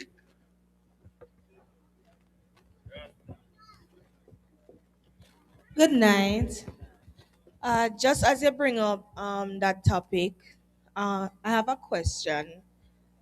Just like, let's say, in Islam, you can differentiate a Muslim woman from any other woman because she wears a hijab or an Iraqi or something, any form of wear like that. In society now, mainly in Jamaica, no, it is normal for just get up and go lock your hair, and then everybody are gonna just see as Rasta because your hair lock. And I feel like that does pose um, something towards real Rasta, because when that person who lock him hair do something, like for instance, everybody knows a Rasta in a skin bleaching or something, but when that person that with him hair lock go bleach him skin, they want look upon you and say a Rasta bleaching skin, not that somebody way locking hair a bleaching skin. They want say Rasta a bleaching skin. What can we do, or how can we bring ourselves better to better differentiate from somebody who just lock them here and somebody who is a genuine Rasta? What can we do about that? So like a huge task for the Aisha. Yeah, here up now. You see, Rasta has set a nice example out there. I see young girls look at, you see that Marcia Griffiths, Judy Mowat, Rita Marley look on stage, was a real nice look to young girls aspiring to consciousness. So every young girl at the time wanted the head wrap and the tall dress and all. So that was really a nice example for Rasta woman. Everyone wanted the head wrap, the tall skirts and all. But later on things change. And you find, as a Rasta woman, as a Rasta man have beard. Him not cut him beard, him not shave him beard, him not. And later on, you see, one's different. You have the locks now become fashionable. So even the man with him original locks start plait it now. Because the image on stage, the different artists where you see, the locks become a style. And it look fashionable. So the younger generation hold on to it. Me a fear cuss for me grand one them, say, wait, oh, you look like girls, sir. Wait, where you do? So, to keep the values, right now, even youths in schools right now, one time we have it hard for a Rasta youth in a school, Now, they make it so acceptable that the youths were usually wearing tam, go to school, look like a Rasta youth, him can just plait it. And it's acceptable. Your little daughter can just plait her locks and it's so accepted. But a head wrap look like the real Rasta. A hat pan the head and look like real Rasta. So it's just how the world is changing, and in the world of fashion, everything seems to change. Yeah. Let me just say something as well too. And you see, Rasta is the standard, Rasta is the standard. So as things and time change, from the continuum from not Rasta to Rasta, people are going to fall somewhere in between. They're going to take on some of the things that Rastafari do. It's going to be diluted. It's going to be spread throughout the society. So a lot of people won't accept all of it, but everybody's going to be taken from the Rasta culture as it becomes the more dominant tradition, you know. So you're going to have those who are ardent follower of the tradition. Like for Jamaica, everybody a Christian. Everybody in Jamaica is a Christian, you know. You have those who go to church, them are Christian. But those who don't go to church, they're Christian, because they're Christian. They might go buried with a pastor, they might go married with a pastor. So all of them are Christian. So you have this standard, you know, and then you have the tradition that guide everybody. Where some people are going some way along the continuum as them follow the Rastafari wave to consciousness. I'm going to say that you can actually know the difference though. So yes, there is the style, but what Rasta carries is a culture, is a inner knowing of who you are. And so even the way they walk is different than the people like me who just plat up and style. So yes, one of the things the fashion has done is made it more acceptable. And those people who are interested will study more and deeper. And the more they get into it, the more they accept the philosophy, is more you see the change in behavior. Because Rasta is a lifestyle. It's not prettiness. It is what you believe, and because you believe, it's not religion. It is life. It is who you are. So you walk with a different energy. And those of us who believe in it, you can pick up the energy. And you don't have to lax. A lot of my Rasta friends don't have lax, but their consciousness is what speaks. Yes, it is the consciousness with which they carry themselves. Thank you. I Yaad Radio live stream, which means that we should take some of the comments that's happening globally. So there's a hail up from Atlanta, there's greetings from Georgia. People all over are giving their 2 cents worth. Don White, 4706, says no, the lack of respect for Rastafari is based on classism. Rastafari originated in Jamaica from the poor in the 1960s. Jamaica never respected ska or rocksteady. Somebody else said, let's make black people great again.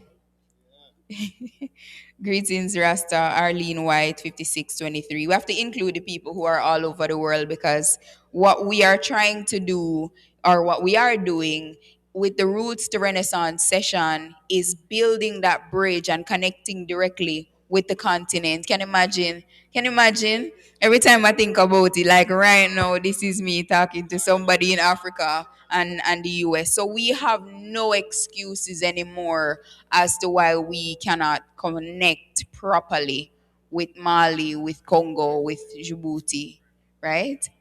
So we should wrap it up shortly. We could probably take one, no, I don't think so.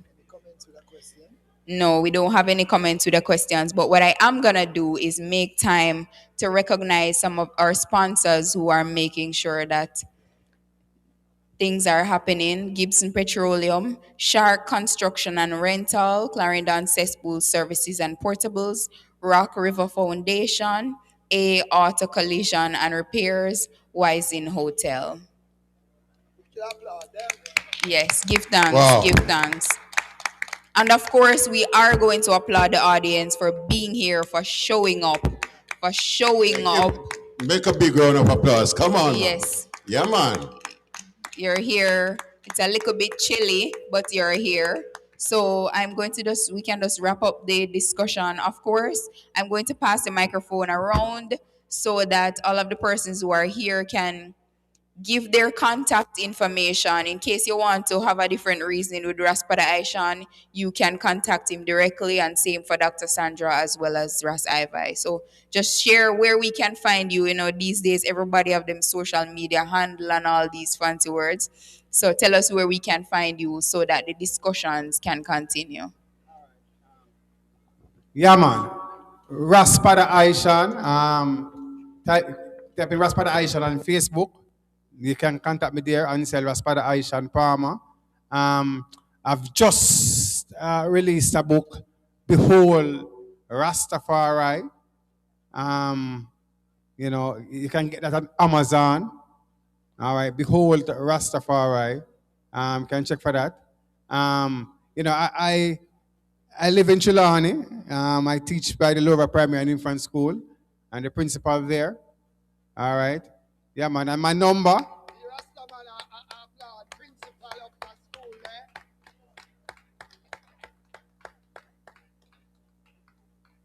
Yeah, man. And my number is 876-799-3388. All right. You can always call me. And, you know, we can see how we can serve you. Rastafari. I want to start off by reminding us that we are the Renaissance. We are the struggle. We are the future. We are the roots. And without roots, nothing can grow. So you need to remember to be conscious and be teaching those roots as we grow and feeding them properly. Sandra Hamilton, my website is sandrahamilton.co or Dr. Sandra, Dr. H, the Confidence Builder. Don't remember who I am, eh? That's bad. And talk about identity. My phone number is 849-7067. 849-7067. I'm also on Facebook as Dr. H, the Confidence Builder. So, you see, if you don't remember what Raspada Aishan say, anytime you see me in a me pen, ask me. Rasa, if I wait teach a brethren name and in number, me can give it to you. Ask Rasgard about Empress Rose, right? Yeah, so he will always remember if he can tell you. You know, and you know me there in a me pen, you see me every day. I ask the Rasta Fruits man, where the Rasta man there, where the depend, he will tell you. But Rasta is well known like that, and will always be at your disposal. You know, Renaissance is the change. It's like we have to go from where we were and reclaim it again. We were once a great people. We must be great again. And it's that we have to aspire for. This is like putting a seal upon it. Let us all work to do better. If you're a farmer, try better your farming techniques. Not that you're going to go high-tech to poison the food, but you're going to study how you can use organic substances to bring organic food. Because trust me, everything we eat are poison today. The things we store water in are poison. The water we drink are poison. The TV we watch, the phone in our pocket, on the top of our breast in our pocket, everything is poisonous to us. The very cell tower them we sit on under are poison. Everything. I see the man them attack how them make how much pound of chicken in couple seconds. Him say you don't have to kill chickens anymore because it's in a lab now. And they must say, how much hamburger Kentucky say McDonald's sell per day? Which part of the farm that we are raise so much cow? So everything that is out there today is poison. The extension here is where girl are wear. We usually tell Rasta how you're here in a hat. Right long, so it's not hot. Them have the longest plastic wearing gone past them bottom, and when them ready, them throw it behind them because them feel so nice, flicking it around. The people them will make it a tell you say it cancerous. And you see them phone, the smartphone them, it have every information about all where them are do. These people confess every day what them do, you know. But we not take heed. Don't put the phone up on top of your breast. It will give you cancer, too much radiation. And you put it up there. And you put it in your back pocket. And you sleep with it. It's closer to you than your wife. So we need to look into these things where are earth we. Mr. The air we breathe not good, the water we drink not good. All when it's a spring water, the chuck where it coming under heat. And it put out, you ever see something that them China man store room back? Them have some open place so them just fence up with the water them pack up out there and the drinks, you know. The amount of BPA we leaching at the water them and then put them on the fridge. Oh, it's nice and cool, spring water. It done poison long time. So you see what the Rasta man did I say? Go catch your water up at the spring head. You listen to me. We in a serious problem. Wait by the herbs man, the bigger thought. Tell me what we do forget you that the poison we in the system. That is part of the Renaissance. We give thanks. Family, Give thanks. a Give joy thanks. to be on the panel. Give My thanks. madam moderator. Give thanks. Give thanks here. The thought-provoking questions. It is my intention to provoke that. Oh yes, because it's stimulating and it Yes. brings out a lot out of us. Because Give sometimes thanks. we feel like we are do the right thing, you know. We feel like we are do the right thing when we buy bottled water. So we need to share the information with each other so we can all make it one Africa. All right, so I'm going to add 2 other persons sponsors, Mommy D's Groceries, as well as Sanctuary Bliss JA Beauty Services. Thank you all so much. Before I move over to the MC, I am going to read a list of Black women inventors, because I know that you never know all of this. Madam C.J. Walker.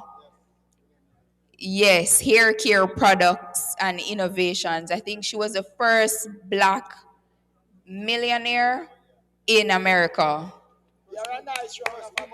Yes, first woman millionaire in America. Madam C.J. Walker, yes. So Sarah Boone is the woman who invented the iron board in 1892.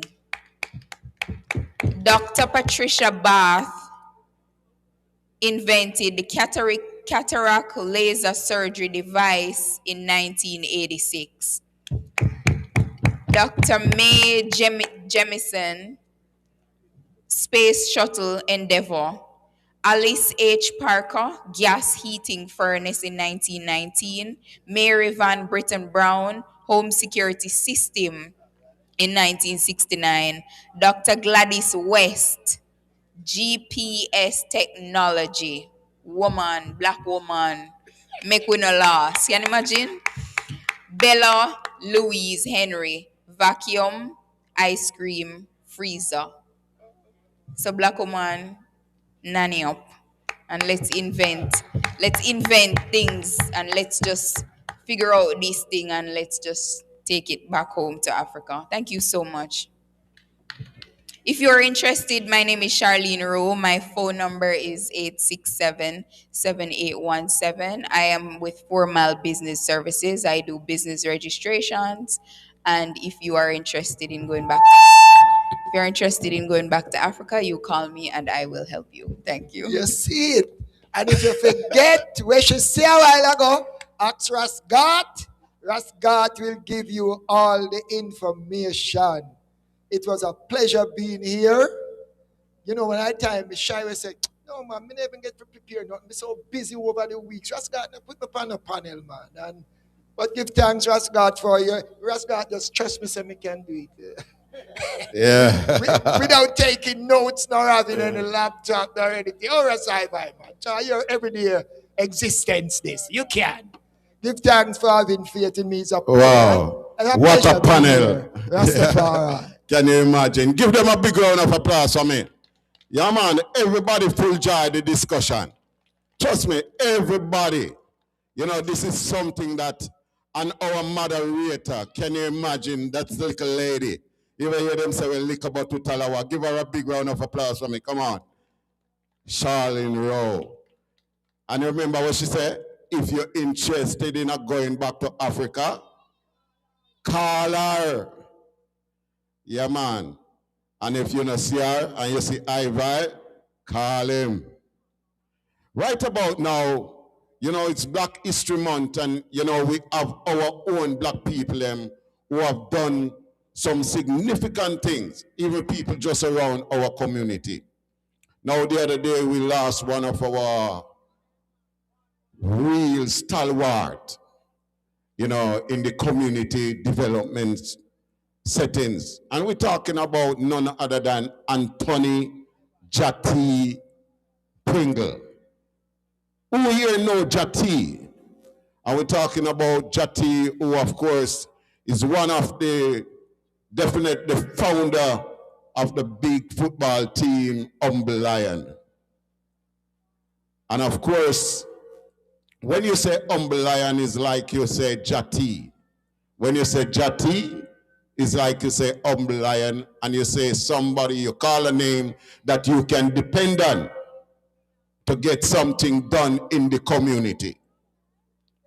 Now tonight, we want to honor Jati, of course, in our cultural settings, in our Black history settings. And right now, to, of course, accept the reward or the award. Jati, definitely. Jati Pringle. Everyone who know Humble Lion have to know the Rastaman they were named Jati, you know. Dapper, always neat, intelligent. When me tell you, respectful. Yeah, the hallmark of a true Humble Lion. Jati, I know him in the early 79 when I'm on come forward at Maypen for reside.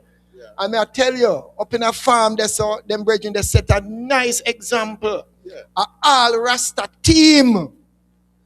And our JP of the area always say, people always a chat them, you know, because pure Rasta. And every morning, 4:30, 5 o'clock, them a run past in the community exercise program. And they must say, where them people dirty Rasta there come from up in the place. Until she always has said, she observed these Rastas and find that these were the best examples of male in a Effortville, in a farm, because they are disciplined, they were together, and she always observed that them cook together, them eat together, them play football together, and I think it's one of the longest, among the longest reigning football club in a Jamrock. And we have to salute them. This is not the first we are honoring Mr. Pringle, but we are now honoring posthumously. So Jati, you're physical not there, but you are here with us in spirit. And we give thanks to him that today we say, even when he's absent, we have to give thanks for Anthony Pringle. And sometimes we talk about him passing, you know, and we say, you know, say sadness can take out a man. Because when Humble Lion lost out on the out of the Premier League, you know, Jati did feel that one day. And in past, surprisingly to all of us, when he died. But as a Rasta man, him deserve his crown in the community of Maypen. We want to eye them putting hands together for Jati Anthony Pringle, a Rasta man of class. Give thanks. Give thanks. Yes. And when you hear Ras Ivy come and endorse it, you need not say much more. Because, you know, it must be somebody of discipline. You know, it must be somebody of integrity. You know, it must be somebody of quality to get that endorsement from Ras Ivy. Now to receive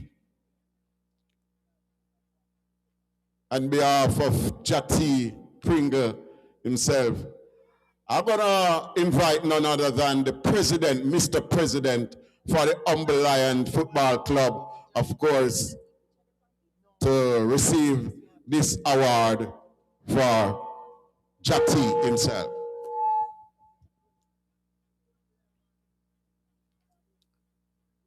And I'm going to ask my moderator to present it, of course, to Mr. President. So that's on behalf of the cultural INITY and Maypen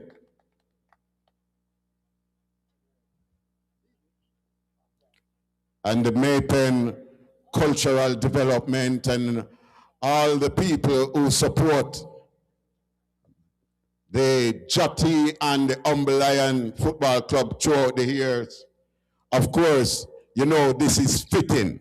So somebody give Jati another big round of applause And of course, I'm going to ask Mr. President just to say a one or two words. Yes. Good evening, everybody. It's really an honor to be here tonight, standing before all of you. And so you know, Jati was my mentor. And the person that I am today is because of Jati. So just gonna give you a little bit about Jati to include Humble Lion. So the Humble Lion Football Club was formed in 1974 by 4 young teenage boys who grew up in the same community and had a love for sports, athletics, and other activities.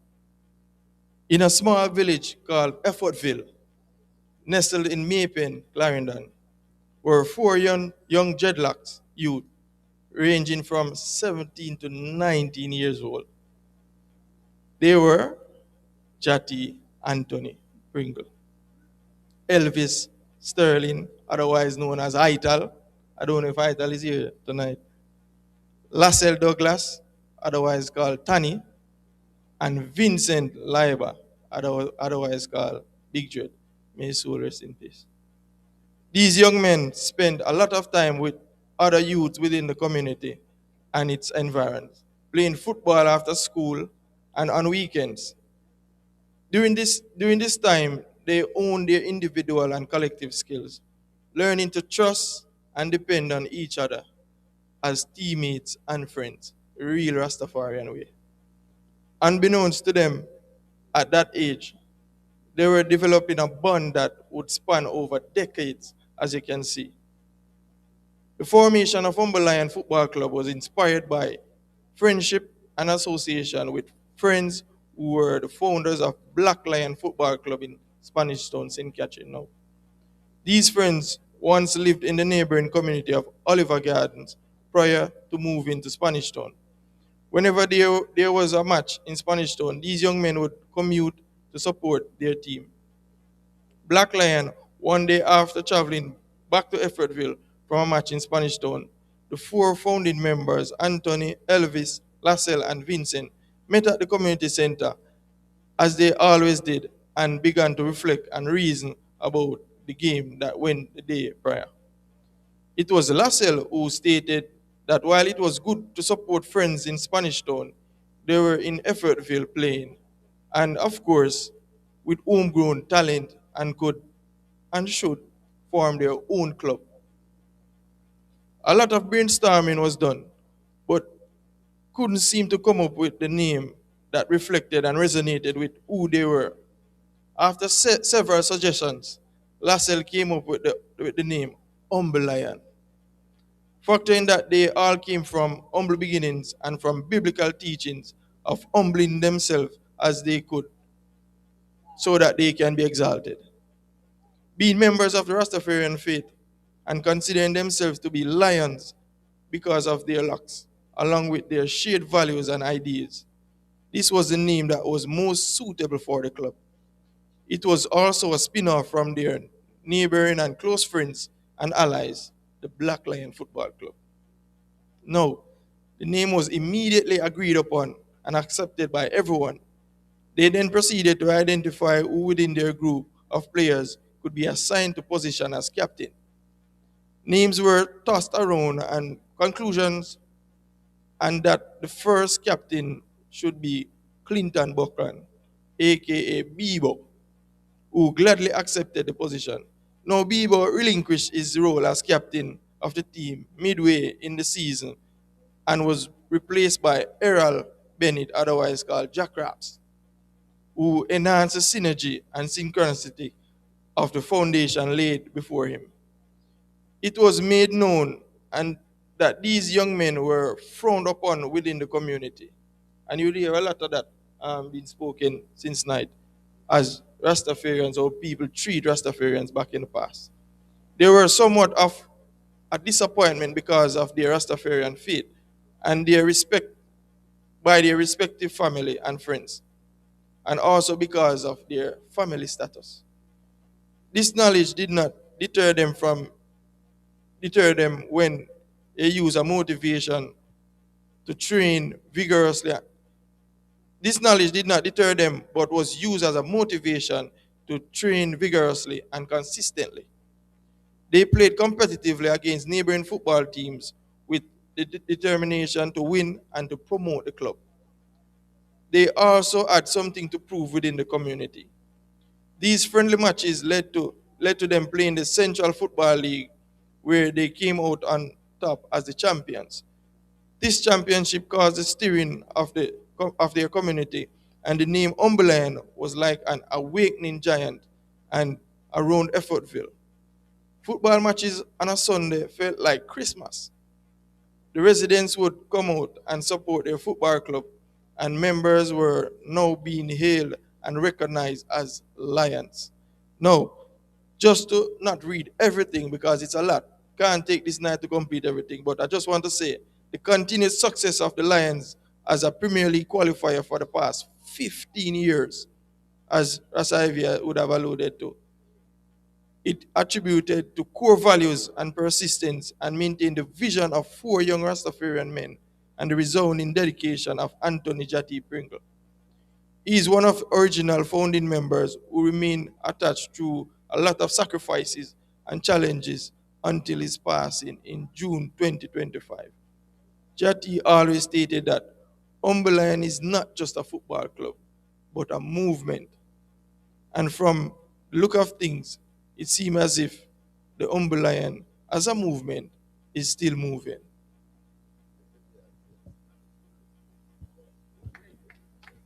Oh, by the way, I didn't introduce myself, but I'm Christopher Jackson, the third son of Errol Jackson, Bulankang. Yes. So the man is Jackson the third. Give him another big round of applause for me. Come on. The president for the Humble Lion football team. Can you imagine? So much thing to be said about Jati. It could take the whole night, of course, I tell you. When you're great, you're great. And when you do good job in your community and the surrounding, your name will forever be called. Give Jati a big round of applause for me again. Come on, somebody. There's another awardee tonight, of course, is not here in Jamaica with us. And he's not late either. But this young man is from Ghana, a 22-year-old, of course, who the man used waste plastic. This young boy used waste plastic to make petroleum fuel. Can you imagine? Now give him a big round of applause. We're talking about a black man. Black man picnic from Ghana. Nassar Sampson. And of course, just to give you a little rundown, a little hint of this man and what he's all about, I'm gonna ask my moderator here to read something to you, of course. Greetings. I'm gonna first say that I'm super excited because Yaad Radio, streaming globally, just showed me that Nassar just logged on the live screen all the way from Ghana.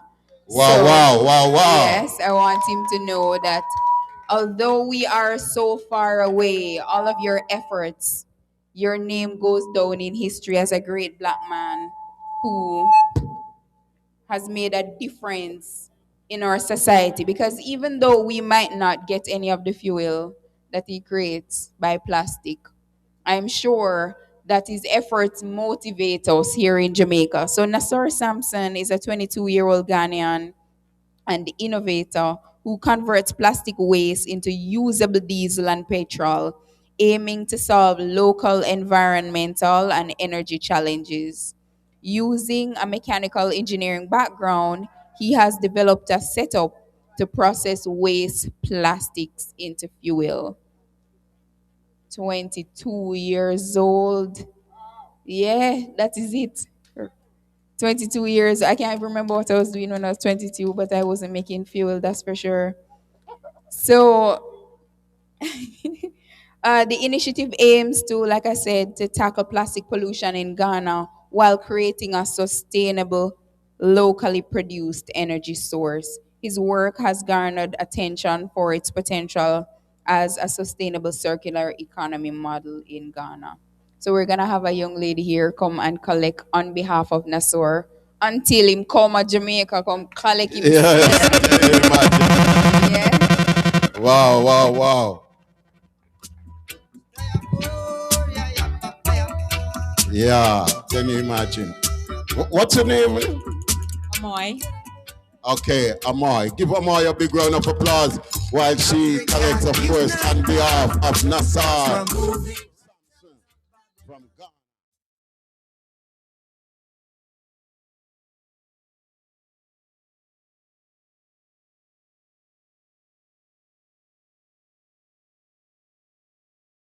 Nazor Samson, when I was asked to collect this award, I was saying, but I don't know anything about the person. But then when I read his profile, I said, oh, I did see on Facebook. So I saw the video. So on behalf of Nazor Samson, I'd like to say thank you to the Cutting Edge Cultural INITY for this award. He's miles away, but I'm sure he's honored. Thank you. Wow, another big round of applause.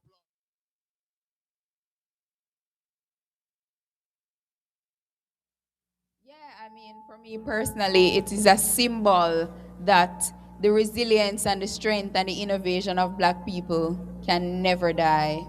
Never. So we are going to encourage our youth. We're going to foster our youth to ensure that they understand that they too can be greatness.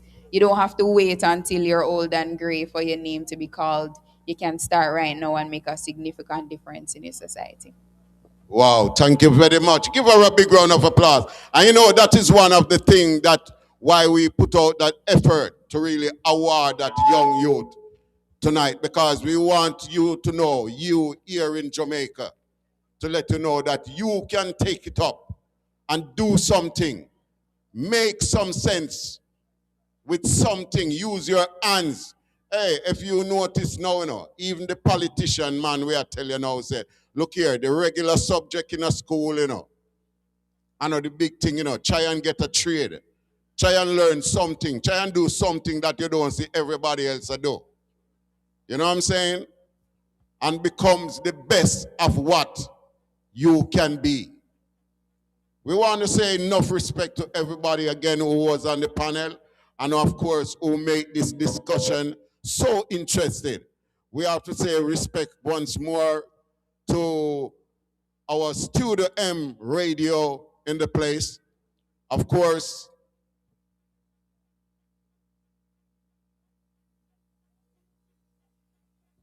yes, of course.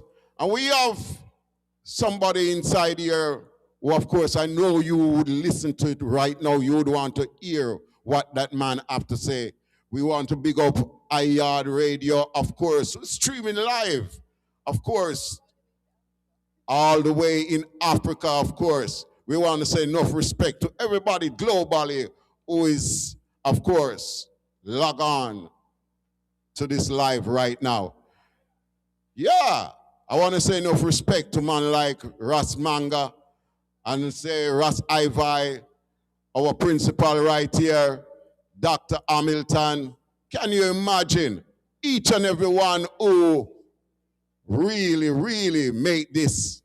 I'm talking about man like God and all the Rasta family here tonight. Of course, we feel so good about having this event here tonight.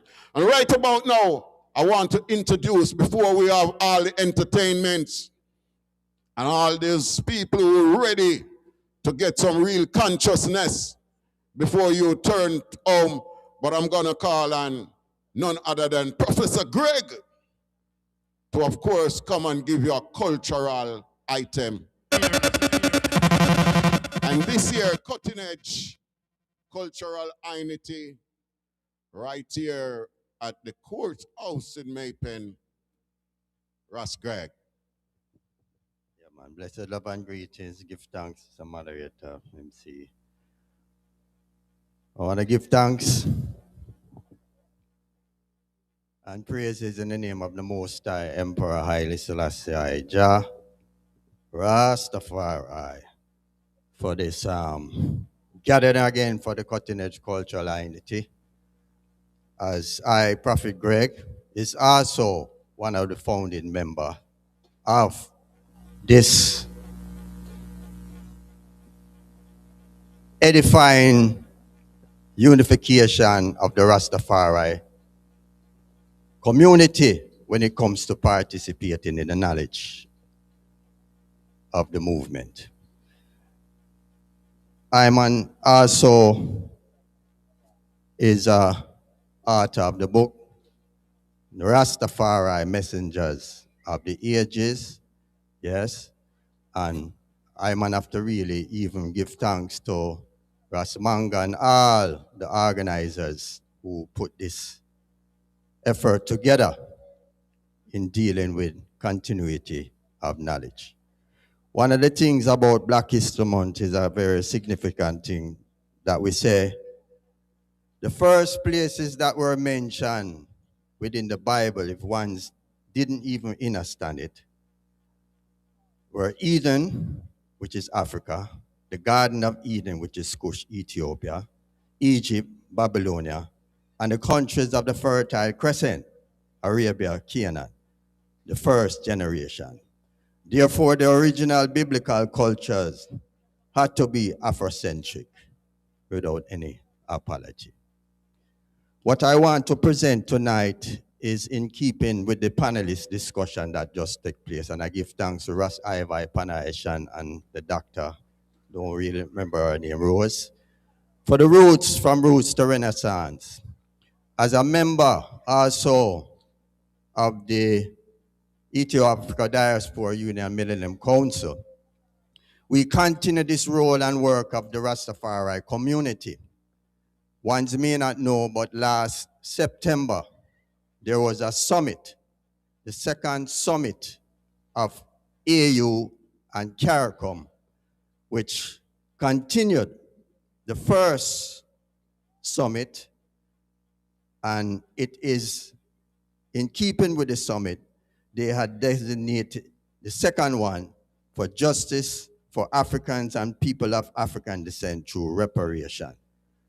So even the matter of roots to Renaissance, there's a matter to deal with the matter of reparation and justice for the atrocities of the colonialism and the transatlantic slave trade. So we penned this letter to the AU, CARICOM second summit, in light of these development for reparatory justice, because last year was declared the year for reparatory justice where the African Union has declared, and the president of Ghana has extended for a further 10 years to deal with the matter of reparatory justice. So in penning this letter to the leaders of the African Union and the CARICOM leadership, we express firstly the concern of information which is being disseminated on colonialism injustices impacting the African diaspora community, including the imminent danger to implement neo-colonial artificial intelligence technology into policy development. So even with the AI development, it is a concern where it is impacting and what we have to be safeguarding for the continuation of neo-colonialism against INI fundamental freedom. We stand with returning residents to the motherland and issues being raised, especially from our Rastafari communities who have been championing the Back to Africa mission for decades, upholding the task brilliantly marshaled by our great Pan-Africanist and prophet, Marcus Messiah Garvey, Africa's international hero. Being the blatant victims of colonialism and chattel slavery, now systemic neo-colonialism and neo-slavery, via a corporate capitalism for over 500 years, we are concerned with the pace that reparatory justice is being pursued by our leaders, given the fact that the United Nations Declaration Durban Program of Action took place in 2001 and was formally only being declared, as I said before, in 2025 by the AU. And we had addressed CARICOM First Reparation Conference in 2013, being the United Nations mandatory follow-up. Yet still, CARICOM has not released all these reports concerning the advocacy for chattel slavery, colonialism, and the rights for redress. So we continue. We emphasize that we are energized by these nation summits, and we see the necessary steps to be taken transparently, and how we see these necessary community representation with the United Nations bodies to pursue these matters for justice. We go on record, even as the council, to represent intellectual property rights for the Rastafari community, intangible cultural heritage for the Rastafari community, declaring our sovereignty to Ethiopia as defined by the revised 1955 Ethiopian Constitution, pronouncing our divine sovereign while advocating our fundamental human rights to self-determination and rights to return. We insist and declared also our concern, the increasingly severe dislocations by climate change catastrophe and worldwide sufferings from inhumane existential risk factors should easily prompt our leaders to expeditiously secure national wealth. This is where we recognize the work that Ibrahim Traore is doing with his Harvey group, for which even the emperor had declared within the formation of the OAU that we need to secure Africa's wealth. It is essential to own the value of what the continent represents, because when you own your own value, the wealth of the people is secure. And in every nation, your natural resources and your human resources comes into the fray where the value and where the African race seeks to position itself towards reclamation, and hence even the continent is what we desire. So, without any further ado, these are the efforts that the Rastafari community within the leadership through advocacy is still dealing with the matter, where roots and renaissance towards achievement of our goals, the mission of Rastafari, is still continuing even with the levels of leadership and the concern. So what I will do in closing is to end with a speech of the emperor that signifies our continuation towards this struggle for organized and centralizing the movement. His Imperial Majesty declared that Africa has been reborn as a free continent, and Africans has been reborn as free people. Those Africans who refuse to accept the judgment passed upon them by the colonizers, who held unswervingly through the darkest hour to a vision of an African emancipated from political, economic, and spiritual domination, will always be remembered and be revered where Africans meet. Give thanks and praises. All praises unto the Most High Emperor Haile Selassie I. One perfect love. Yeah, put your hands together. Come on, Ross Gregg. Conscious speech. And I told you not to move a muscle because we have the artists them in a place right now. So, of course, streaming live globally, way in Africa. Of course, right now, once more, I want to say enough big respect to the artists them in the place. The wit, St. Arbin, Raga, Jamari is in the place. Sampalo is in the place. Voltage is here. But you remember early on, this point, this conscious brother who of course come out here and let you know what time it is. When it comes to Africanism, when it comes to our culture, when it comes to the Black History Month, of course, I told you we couldn't have found anyone more fitting in the dub poet or the spoken words fraternity than this brother who, of course, is ever conscious. And I'm talking about, I'm feeling proud, I'm feeling elated, I'm feeling so good to present to you one more time. I'm talking about wise words.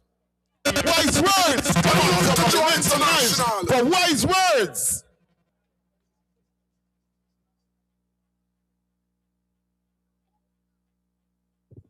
Yes, culture, bless up. Yeah, man, give thanks to all the ones that wants them all gather, you know what I mean? Yeah, and all who the hand, yeah, you know what I mean? All who step cross. We have to salute to all of the ones them who out there in the open world. See? Yeah, man, one of the things, you know, Rastafari move forward. We have to respect self, you know? Marcus Garvey don't tell we already, you know. If we don't know the greatness from which we came, then it will be less likely for us to disrespect ourselves. See? I go to Africa now. I go to Africa.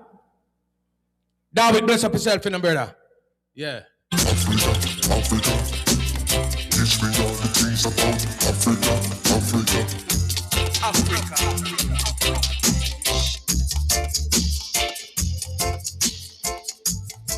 Lift your pocket and set it right. Africa, Africa, Africa. Africa, teach me all the things about Africa. Teach me all the things about Africa. Where the African them there? Africa. Teach me about Africa so I can know my history. Their story, our story. Let me know from whence I came. How the pigment of my skin is tanned and stained. Let me know how the villagers toil with their tools and axe to till the soil. Teach me about the minerals of the land with its healing powers. How the blessings of rainfall help the farmers to yield crops and feed families. Teach me about Africa's beauty, where rivers separate mountains and multiple species of exotic birds decorate the forest, and the greenery of the trees stands at towering height above the misty waterfalls. Instead of pushing our minds in a stroller, teach us how women harness their babies on their backs and bellies while skillfully balancing baskets on their heads.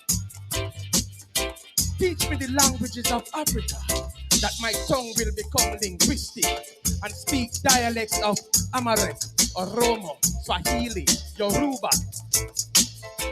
Paint two pictures of the warriors who, without fear, defend themselves with shields and spear on battlefields of unrest. Teach me about Africa, how gold and mines were mined to become an enemy of mine. Then lift up that again and make we move again forward, you know what I mean? Time I move, yeah. Africa, Africa, Africa, yes. Teach me all the things about Africa. Lift up the one there, we cut and move. A sharp knife, we are going through butter. Alright, that's where we're going, you know. Yeah, man, so we ask the question. Are we free? Really free? Slavery was wicked, mean, and brutal. Yes, them angry with crucial. Them throw we overboard when the ship overload. Over we back, a pretty big crack. Left marks of finger from the skin, we're black. And in crisis of death, there was no funeral. All the ancestors get was a mass burial. Them dig out a plot of land and bury them like dog. And some me know say slavery did hard. House slave, plantation slave, in the boiling sun them brave. Picture this, the black race from the black race being physically abused and has left us confused. How were women fondled and raped? Men were beaten, chastised and raped. From cotton picker, key and cutters to the railroad track. What? Bust your shot, push up your back. You're doomed to persecution once you're black. So tell all England, pay for wrongful death, pay for black people distress, and everything that blighted our people progress. We had so many wars. How we survived slavery only God knows. Now we're moving from heroes to Negroes, counting checks with some 6, 7 zeros. From Mississippi, Tennessee, Africa, back to the Caribbean Sea. The voice of my ancestors echoes to be free. Let the spirit of my forefather roam beyond the boundaries of restriction. Slavery has taken us back oh so long. From henceforth on, let every man walk with undiluted confidence and be respectful of his own independence. Yes, I just the arrows of slavery. And then the arrows of slavery. And I hear something I'm going to let you know, people. We give thanks for the time, yeah? And for the moment, I know it's king. Lift up and move, Mr. Selector. Respect, culture, INITY. Yes, I. Wow, can you imagine? Yeah, man, make some noise for wise words for me. Come on, somebody. Yes. Can you imagine? You know, when we listen to our poetry every day from Muta Baruka to wise words to every one of the spoken words, personal, trust me, they are chanting. They are touching lives, of course. But you know, you have some people who, trust me, before they reach where them go, them things say them know it all and everything. And you know what I say? I'm going to put some other artists on stage right now with really, really conscious message. But I'm going to make sure I tell you something. I'm going to warn you just before I put them on stage. I'm going to warn you. Don't bite the hands that feed you. And don't kill the bird that laid the golden egg. And as I said, don't burn your bridges behind you. That's not a wise thing to do. I said, not throw away your stick too quick. And then when things don't work out, you say a trick, you get trick. I said, not throw away your stick too quick. And then you start pine finger, Pandana and Patrick. I say, you throw away your stick long before you cross the water. Without no concern of what might happen after. Out there with your chit-chatting and all laughter. And no sissy you see one, I create your own disaster. Tired to preach to you, like me a pastor. But me sister, you prefer listen to the one Lucifer. You have a dirty attitude when it comes to your mama. And you not show no gratitude to your father.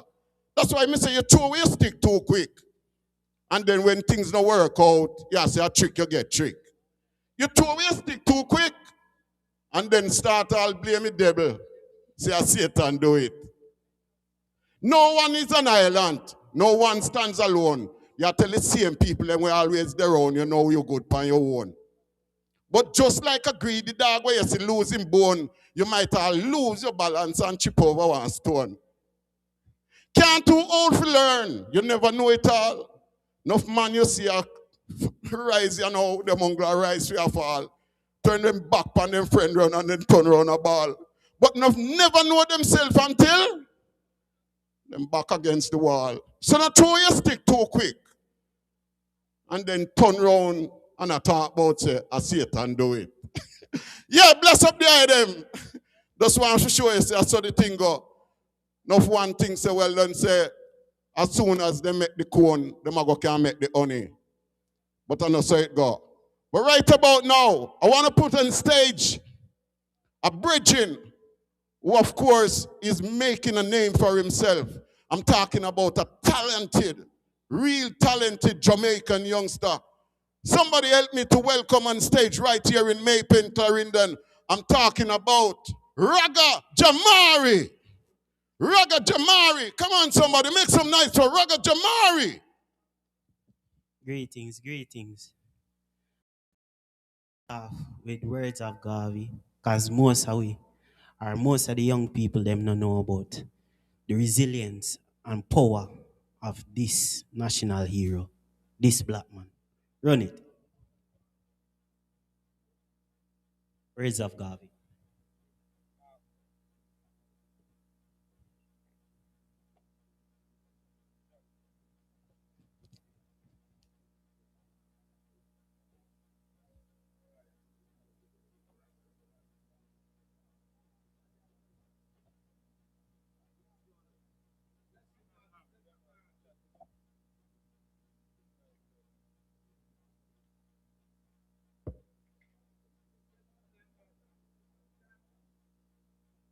Yeah, man.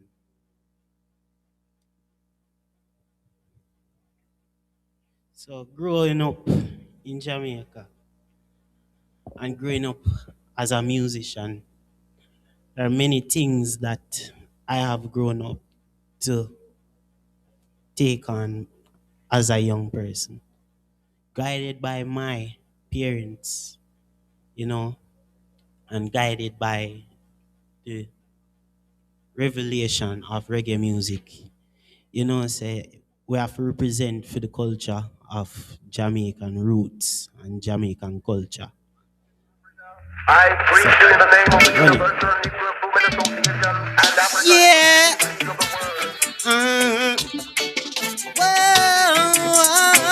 African Africa, Marcus Garvey has spoken. Yeah. No one remember, old Marcus Garvey. Turn it up now, man. Remember, old Marcus Garvey. One God, one aim, one destiny claim. Africa calling me name, burning spirit. No one remember, old Marcus Garvey. No one remember, old Marcus Garvey. Visionary, legendary, emancipated from slavery. What's a man without the knowledge of his history? Like a tree without its roots, the culture that you see. I'm a volume for our children, please return to me. Delivered by the most high, gravity set we mind free. You can't take with the fool again, politics one rule again. Black Moses in skill, do not work confidence. Yeah, in the race of life, never defeated, twice stronger every time. Black King and Queen, you win the fight. Yeah, yeah. No, and pull it again, pull it again. Run it again.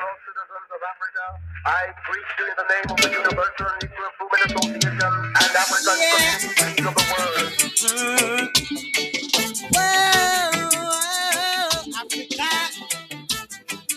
Marcus Garvey has spoken. Yeah.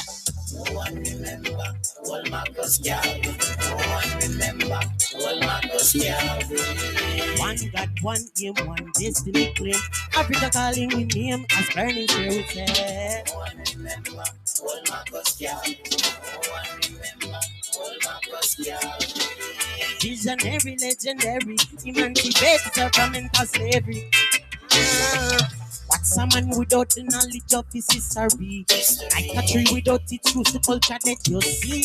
I'm a volume for our children, please return to me.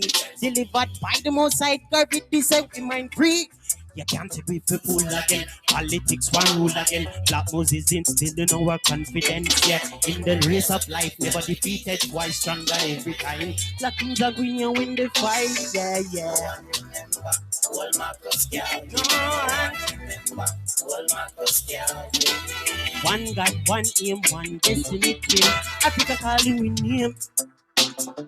No one remember, old Marcus Garvey. No one, old Marcus Garvey. Yeah, visionary, legendary, emancipated from mental slavery. Embed it in your mind that knowledge is the key to chase your dream. Intelligence who ruled the land. Measure within eternity, yeah.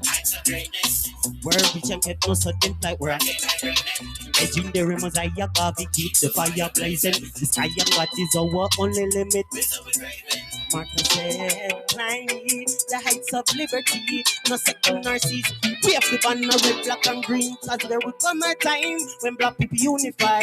Through the lies, through the fight, through the tribulations. Liberate your mind, and deep down you will find you're not bound in mental slavery by another man. No one remember, all Marcus Garvey. One God, one aim, one destiny. Africa calling in him as burning, burning, burning, burning. Burning filled with sand. No one. Visionary, legendary, emancipate from mental slavery. No one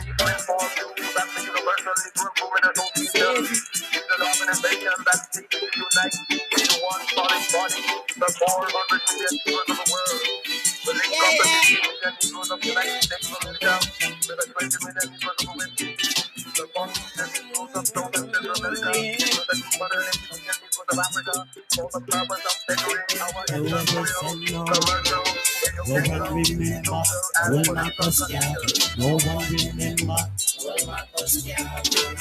One God, one aim, one destiny claim.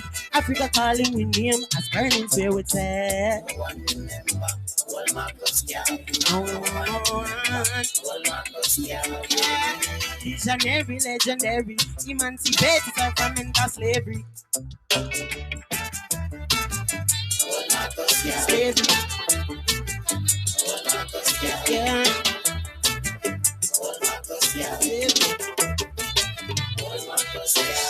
Blessings, you know it's Raga Jamari. I'm trying for having it. Sample, take it away. Wow. Raga Jamari. Put your hands together for Raga Jamari. Yes, I told you. It was a conscious artist I'm calling on stage, and you've seen it for yourself right here. Black History Month celebration. Raga Jamari passing through Clarendon. Can you imagine? Isn't that something? Yes, and I'm talking about consciousness. I'm not going to call it up. I'm just going to call none other than the man they call Sample. Right here in Clarendon, Maypen. Greetings. Yeah, we're there a long time and wait, so we just come to say what we have to say. Give thanks for the gathering. We always like to say that kind of energy, strictly roots and culture. One of the things I would like to say, basically, just observing, is for us to stop talking about some things and start acting upon some things. We like the discussion, but action is the next step. So Abraham Traore, Africa Rise. Sample on Queen Ivy. Yes. I want to dedicate this song to one of the greatest leaders in the world today, Abraham Traore. So, all Africans, home and abroad, lift your voices and sing.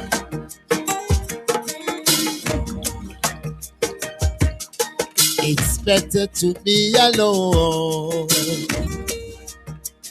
than in the wrong company. That's up to you, Abraham Traore. Yeah.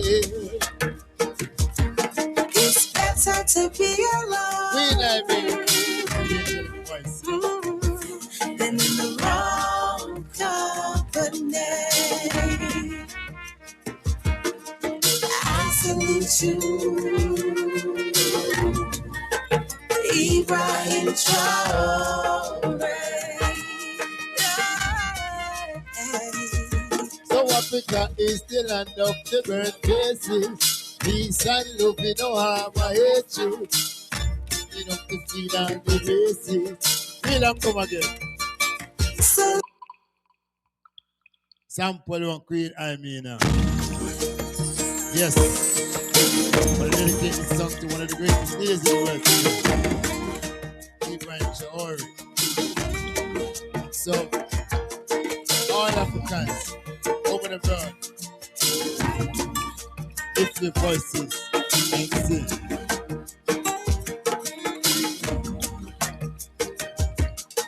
It's better to be alone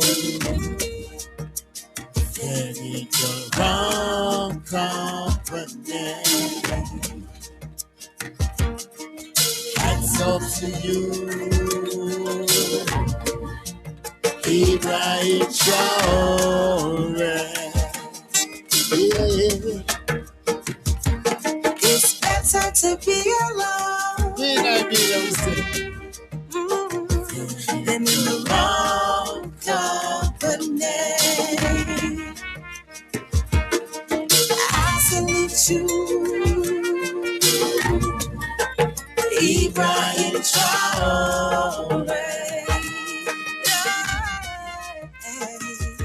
When you are great men came, when you are greater, you are the lead and the people need a wait for.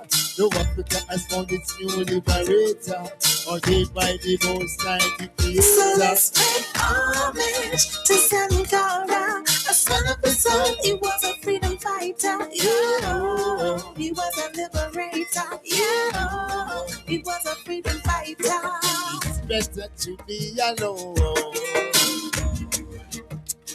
than in the wrong company. Hats off to you, Ibrahim Traore. Ooh, it's better to be alone than in the wrong company. I salute you, Ibrahim Traore. So Africa is the land of different faces, peace and love, no harm or hatred. Wealthy and not to feed all races, center of the earth, it is so safe. So let's fight. For so long we've been denied.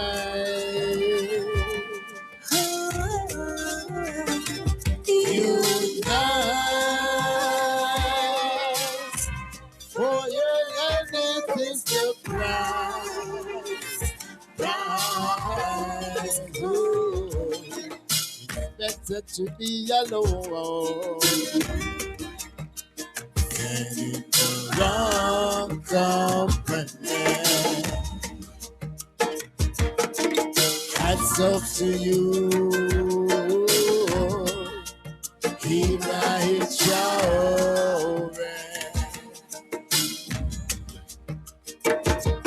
It's better to be alone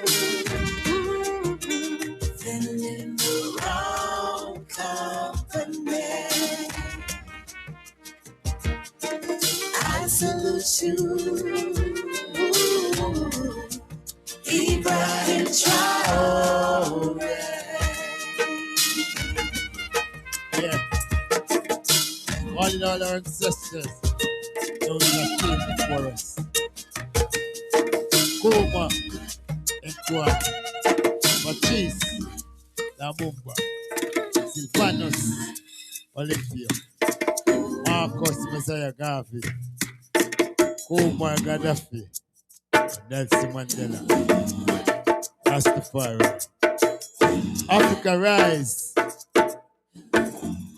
Your time to shine. Selassie. MC.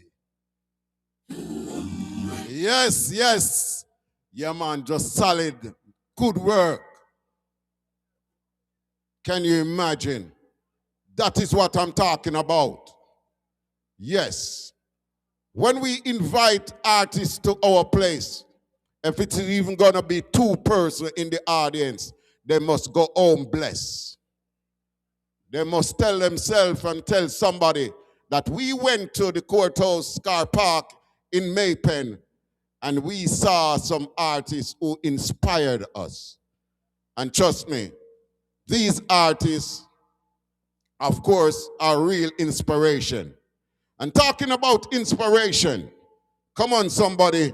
Help me to welcome on the stage another artist, of course, who will inspire you.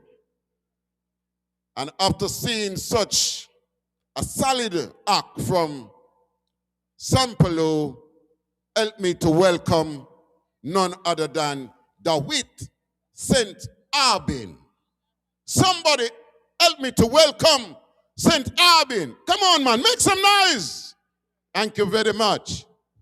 Thank you very much. Greetings and blessings. Yeah, this is Dawit St. Arbin, Rastafari. There's a lot to say, but we got a lot more to do. So action, selector, Little Joe. Greetings, Rastafari. Yeah, it's a blessed evening, to see the family, the Rastafari ladies, the children, the brethren, visitors, the supporters, the artists, sound. Dawit, take me as I am, please. Yes, thank you very much. Yes, Jarrods, Wise Word, Sampalo, Breadlocks, the whole family, Ras Ivy. What is that? No folder for Dawit? Well, I'll have to check get my thumb drive. So, Mr. MC, could you come and take this microphone so I could get my thumb drive since they're not located in my truck? Okay. Can you imagine?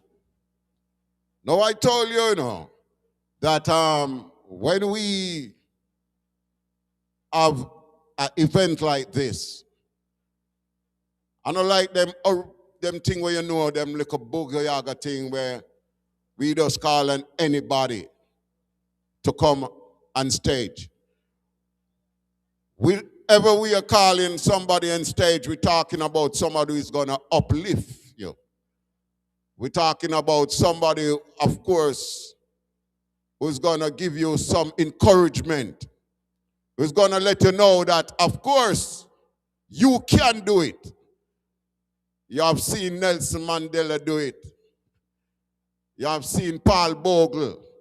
You have seen, you can call some name. I'm going to leave out the woman them. You see Nanny too, Yeah, man. So, whatever time we think about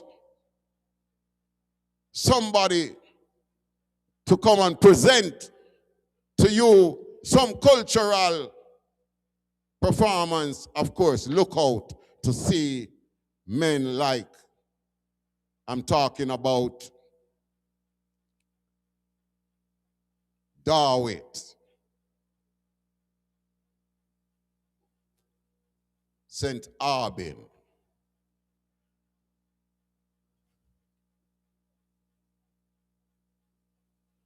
And of course, once more, we have to big up the sponsor them. Yeah, man, and we're talking about sponsors like Gibson, Petroleum, Shark Construction and Rental, Clarendon Cesspool Service, Rock River Foundation, Auto Collision and Repairs.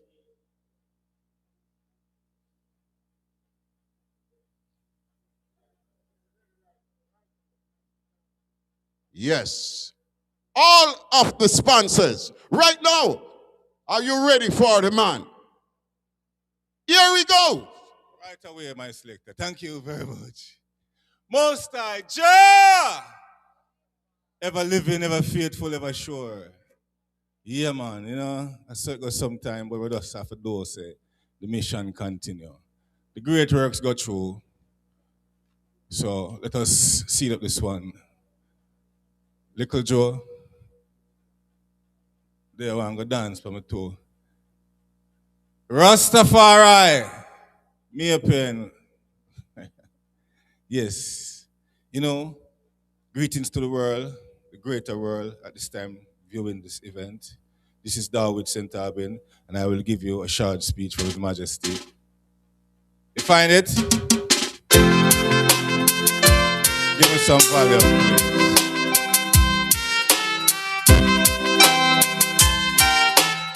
This one is called Take Me As I Am.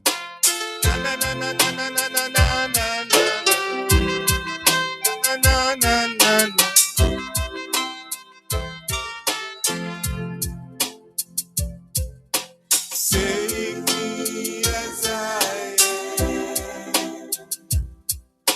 Take me as I am. Take me as I am. Take me as I am. Psalm 54. Save me, O God, by thy name, and judge me by thy strength. Hear my prayer, O God, and give ear to the words of my God. For strangers are risen up against me, and oppressors seek for my soul. And they have not set the Almighty God before them. Come on. Take me as I am. Take me as I am. Take me as I am. Take me as I am. God standeth in the congregation of the mighty, he judgeth among the gods. How long will he judge unjustly and accept the purses of the wicked? I defend the poor and fatherless. Do justice to the afflicted and needy. I deliver the poor and needy. Rid them from the hand of the wicked. They know not, neither will they understand. They walk on in dark. All the foundation of the earth are out of course, and they are gods and children of the Most High. But he shall die like men and fall like one of the princes. Arise, O Almighty God, judge this earth, for thou shalt inherit all nations. Take me as I am. Take me as I am. Take me as I am. Take me as I am. Make haste, O God, to deliver me. Make haste, O God, to help me. Let them be ashamed and confounded that they of my soul. Let them be turned backward and put to confusion that desire and I heard. Let them be turned back for a reward of their shame. Let all those that seek thee rejoice and be glad. Let such as love thy salvation say continually. Let the Most High God be magnified, but we are poor and needy. Make haste, O God, Lord, my help and deliverer. Make no delay. Amen. Take me as I am. Take me as I am. Take me as I am. Take me as I am. Sila. Give me anyone that fight next because I'll see the for next one there. Yes, for those who does not know who I am, my name is Dawit St. Albin, the Cogno, the Abuna, the apocalyptical psalmist of reggae. Most biblical. Come on, any one of them.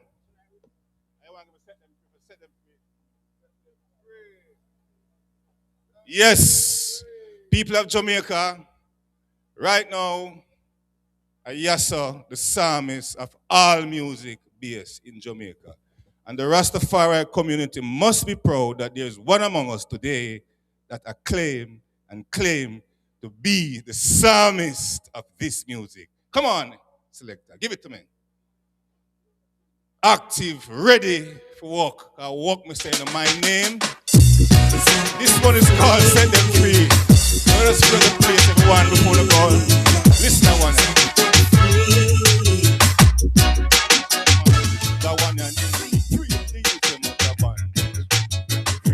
the blasphemy and the suffering. Free up the youth from the captivity. Free them from the poverty and the slavery. Free up the youth from the shackles and the chains. Free up the ones when they do one. Free up the youth when they drive insane. Free them from the burden. Free them from the slavery. Come on. Set them free. Hear my plea. Set them free. Watch out. Free up the youth who illiterate. Free up the youth from the cigarette. Free up the ones with the mark for them. Free them from the traps and the snares. Free up the youth from the one bag of lie. Free up the youth from Uncle Sam Pie. Free up the youth from the drive-by. Free them from the CIA and FBI. Set them free.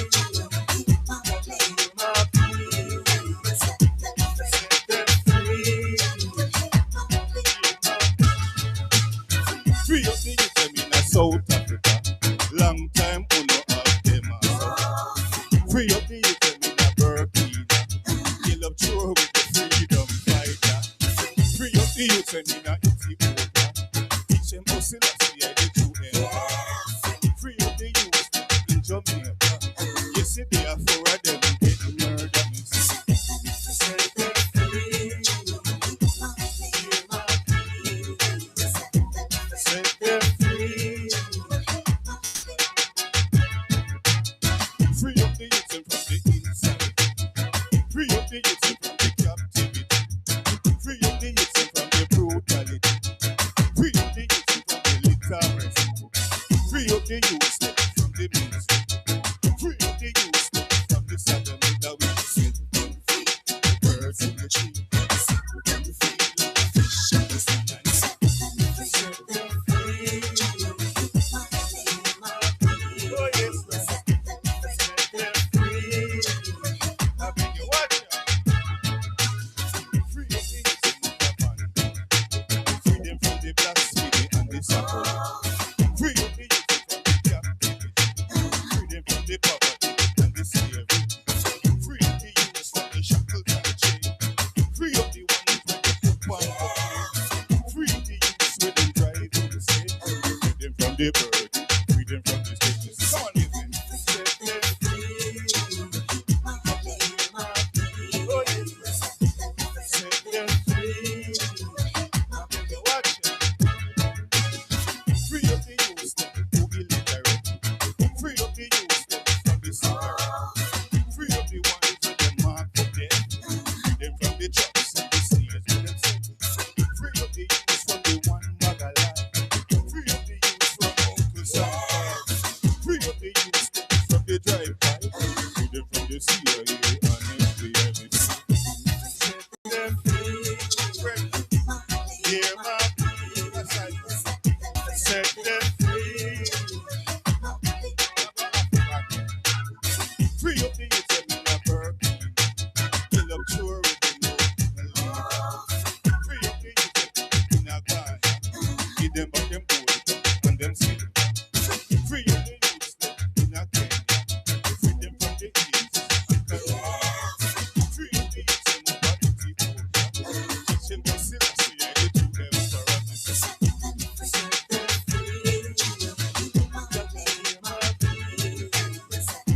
Set them free. Hear my plea. Uhuru, Uhuru, Uhuru, Africa. And as His Majesty said, throughout history, it has been the inaction of those who should have acted and the indifference of those who should have known better and the silence of the voice of justice when it matters most that makes it possible for evil to triumph. Lightning! Earthquake. Asante Sana. Thank you very much. Cha cha. Come on, make some noise. Can you imagine? Yeah, man. St. Arbin. Yes, I told you, even before he said one word, I told you, clean your ears good for some consciousness. You hear what the man call himself? The Psalms man. Can you imagine? Somebody else, give me some more roll. Give me some more nights for the man. Yes, can you imagine? Yes, this man I'm gonna put on stage to close it all, of course. His name says it all, like hardware and lumber. Don't let nobody tell you that you're low with this frequency. Yes, JPS gonna have something to do with you. Can you help me to welcome right here in Maypen? I'm talking about none other than Voltage. Voltage. Give thanks for Rastafari, bless. Selassie, Jah! Rastafari, make we live up the place, you know. Big up all of the people in the place, you know. Raga Jamari, big up yourself, you know. Sam Palu, Nigel, Blooming Rose. Karate Man, big up yourself. Yo, Rasmanga, everybody big up on yourself, you know. All of them, mama, make me hear you say, mama! Take it off in our voltage, yes, current, you know. 1 voltage, strong voltage, kick it off. Turn it up, turn it up, turn it up. Make we live up the place. Big up yourself. Turn it up. All of the mothers, them. She never complain. Turn it up in our ears, no? All right. Mama, give thanks for everything you have done. Raising your son. And then you tell me, say no pick up, no gun. Give thanks for everything you have done. You never bring me down. Tell me keep my focus even while I'm having. Me give thanks for everything you have done. Raising your son. And then you tell me, say no blood, nothing. Me give thanks for everything you have done. You never bring me down. And this is where you tell me, say, yo, just see, make me live your work. 2 jobs me adore that. You put me on the bed, me sleep while you floor that. And anytime me sick, mama, you always cure that. You in on me head, me store that. And then you tell me, say, no make nobody treat me like floor mat. You tell me pour me one, no make no boy pour that. You say me no free sell me soul, well me assure that. The teachings that you gave Blooming Rose. Mama give thanks for everything you have done. Raising your son. And then you tell me, say, no pick up, no. Me give thanks for everything you have done. You never bring me down. Tell me keep my focus while I'm having fun. Give thanks for everything. Big up yourself, Blooming Rose. And big up all of the beautiful empresses and mothers. All of them, mama, represent the man. You know, my mama tell me, say, mama, it was only you in the night, you where you did forget the million, never had a clue. Still you pursue, and it came true. Fool teacher tell you disrespect you. Mama, you know if you worry, no, you know if you fret again. No. You know if you work hard and bust no. Will it? Give thanks for voltage. Give thanks for the strength, you know. I want voltage, strong voltage. Big up your mama, them say one more again, don't it? All right. Oh, she feel the pain. She never complain. Never dance me down the drain. You don't know, big up yourself, Blooming Rose Architect Music. Mama, give thanks for everything you have done. Raising your son. And then you tell me, say, no pick up, no. Me give thanks for everything you have done. You never bring me. Tell me keep my focus while I'm having fun. Give thanks for everything you have done. Raising your son. Mama, you tell me, say, no blood, nothing. Me give thanks for everything you have done. You never bring me down. And this is where you tell me, say, don't just see make me live your work. 2 jobs me adore that. You put me on the bed me sleep while you floor that. And anytime me sick, mama, you always cure that. Going on me head, me store that. And then you tell me, say, no make nobody treat me like floor mat. You tell me pour me one no drinks, make no boy pour that. You say me no free sell, well me assure that. The teachings that you gave Blooming Rose. Mama, give me the next shot, I don't know when I'll call it up. 1 voltage, strong voltage. Architect Music. Big up the whole cultural thing. Turn that one here for me, pull it up and turn it up again. Turn it up. Pull it. That one name State of Mind. All out. Turn it up, please. That is it. Yes, Kayati man, then hear it. Hey, Nigel. In times like these with fear, war and disaster, protection and guidance alone be your answer. Yo! Run it again, a voltage. Strong voltage, I don't know the black voltage. Yo, African love, big up yourself. You all are flying that me a pen. Kingston, the world, Jamaica. Make we back down, man. Are you ready for it? All right. In times like these with fear, war and disaster, protection and guidance alone me a office stay connected always to the master. Life for the greatest, not no more me no. From breath in me body, not no me can shatter. Have food for your mango, drink spring water. Happiness, good music, laughter. Anything else just a bless me with. Alright, tell you in this state of mind. Office confirm with this faith. Do it again. We come for burn it up one more time. Seal it. Yo, we there to reveal it. Cultural INITY. No mirrors, big up everybody. Security, everybody. Alright. Ross Manga, tell them the man. Are you say?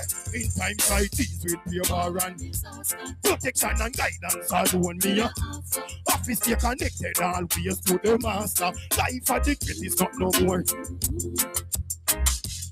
Me can shatter. Have food for your mango, drink spring water. Happiness, good music, laughter. Anything else just a bless me with that brother. Tell you in this state of mind. Office confirm with this faith.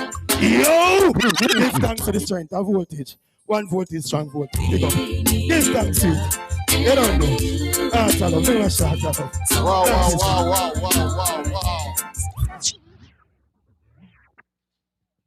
Give thanks.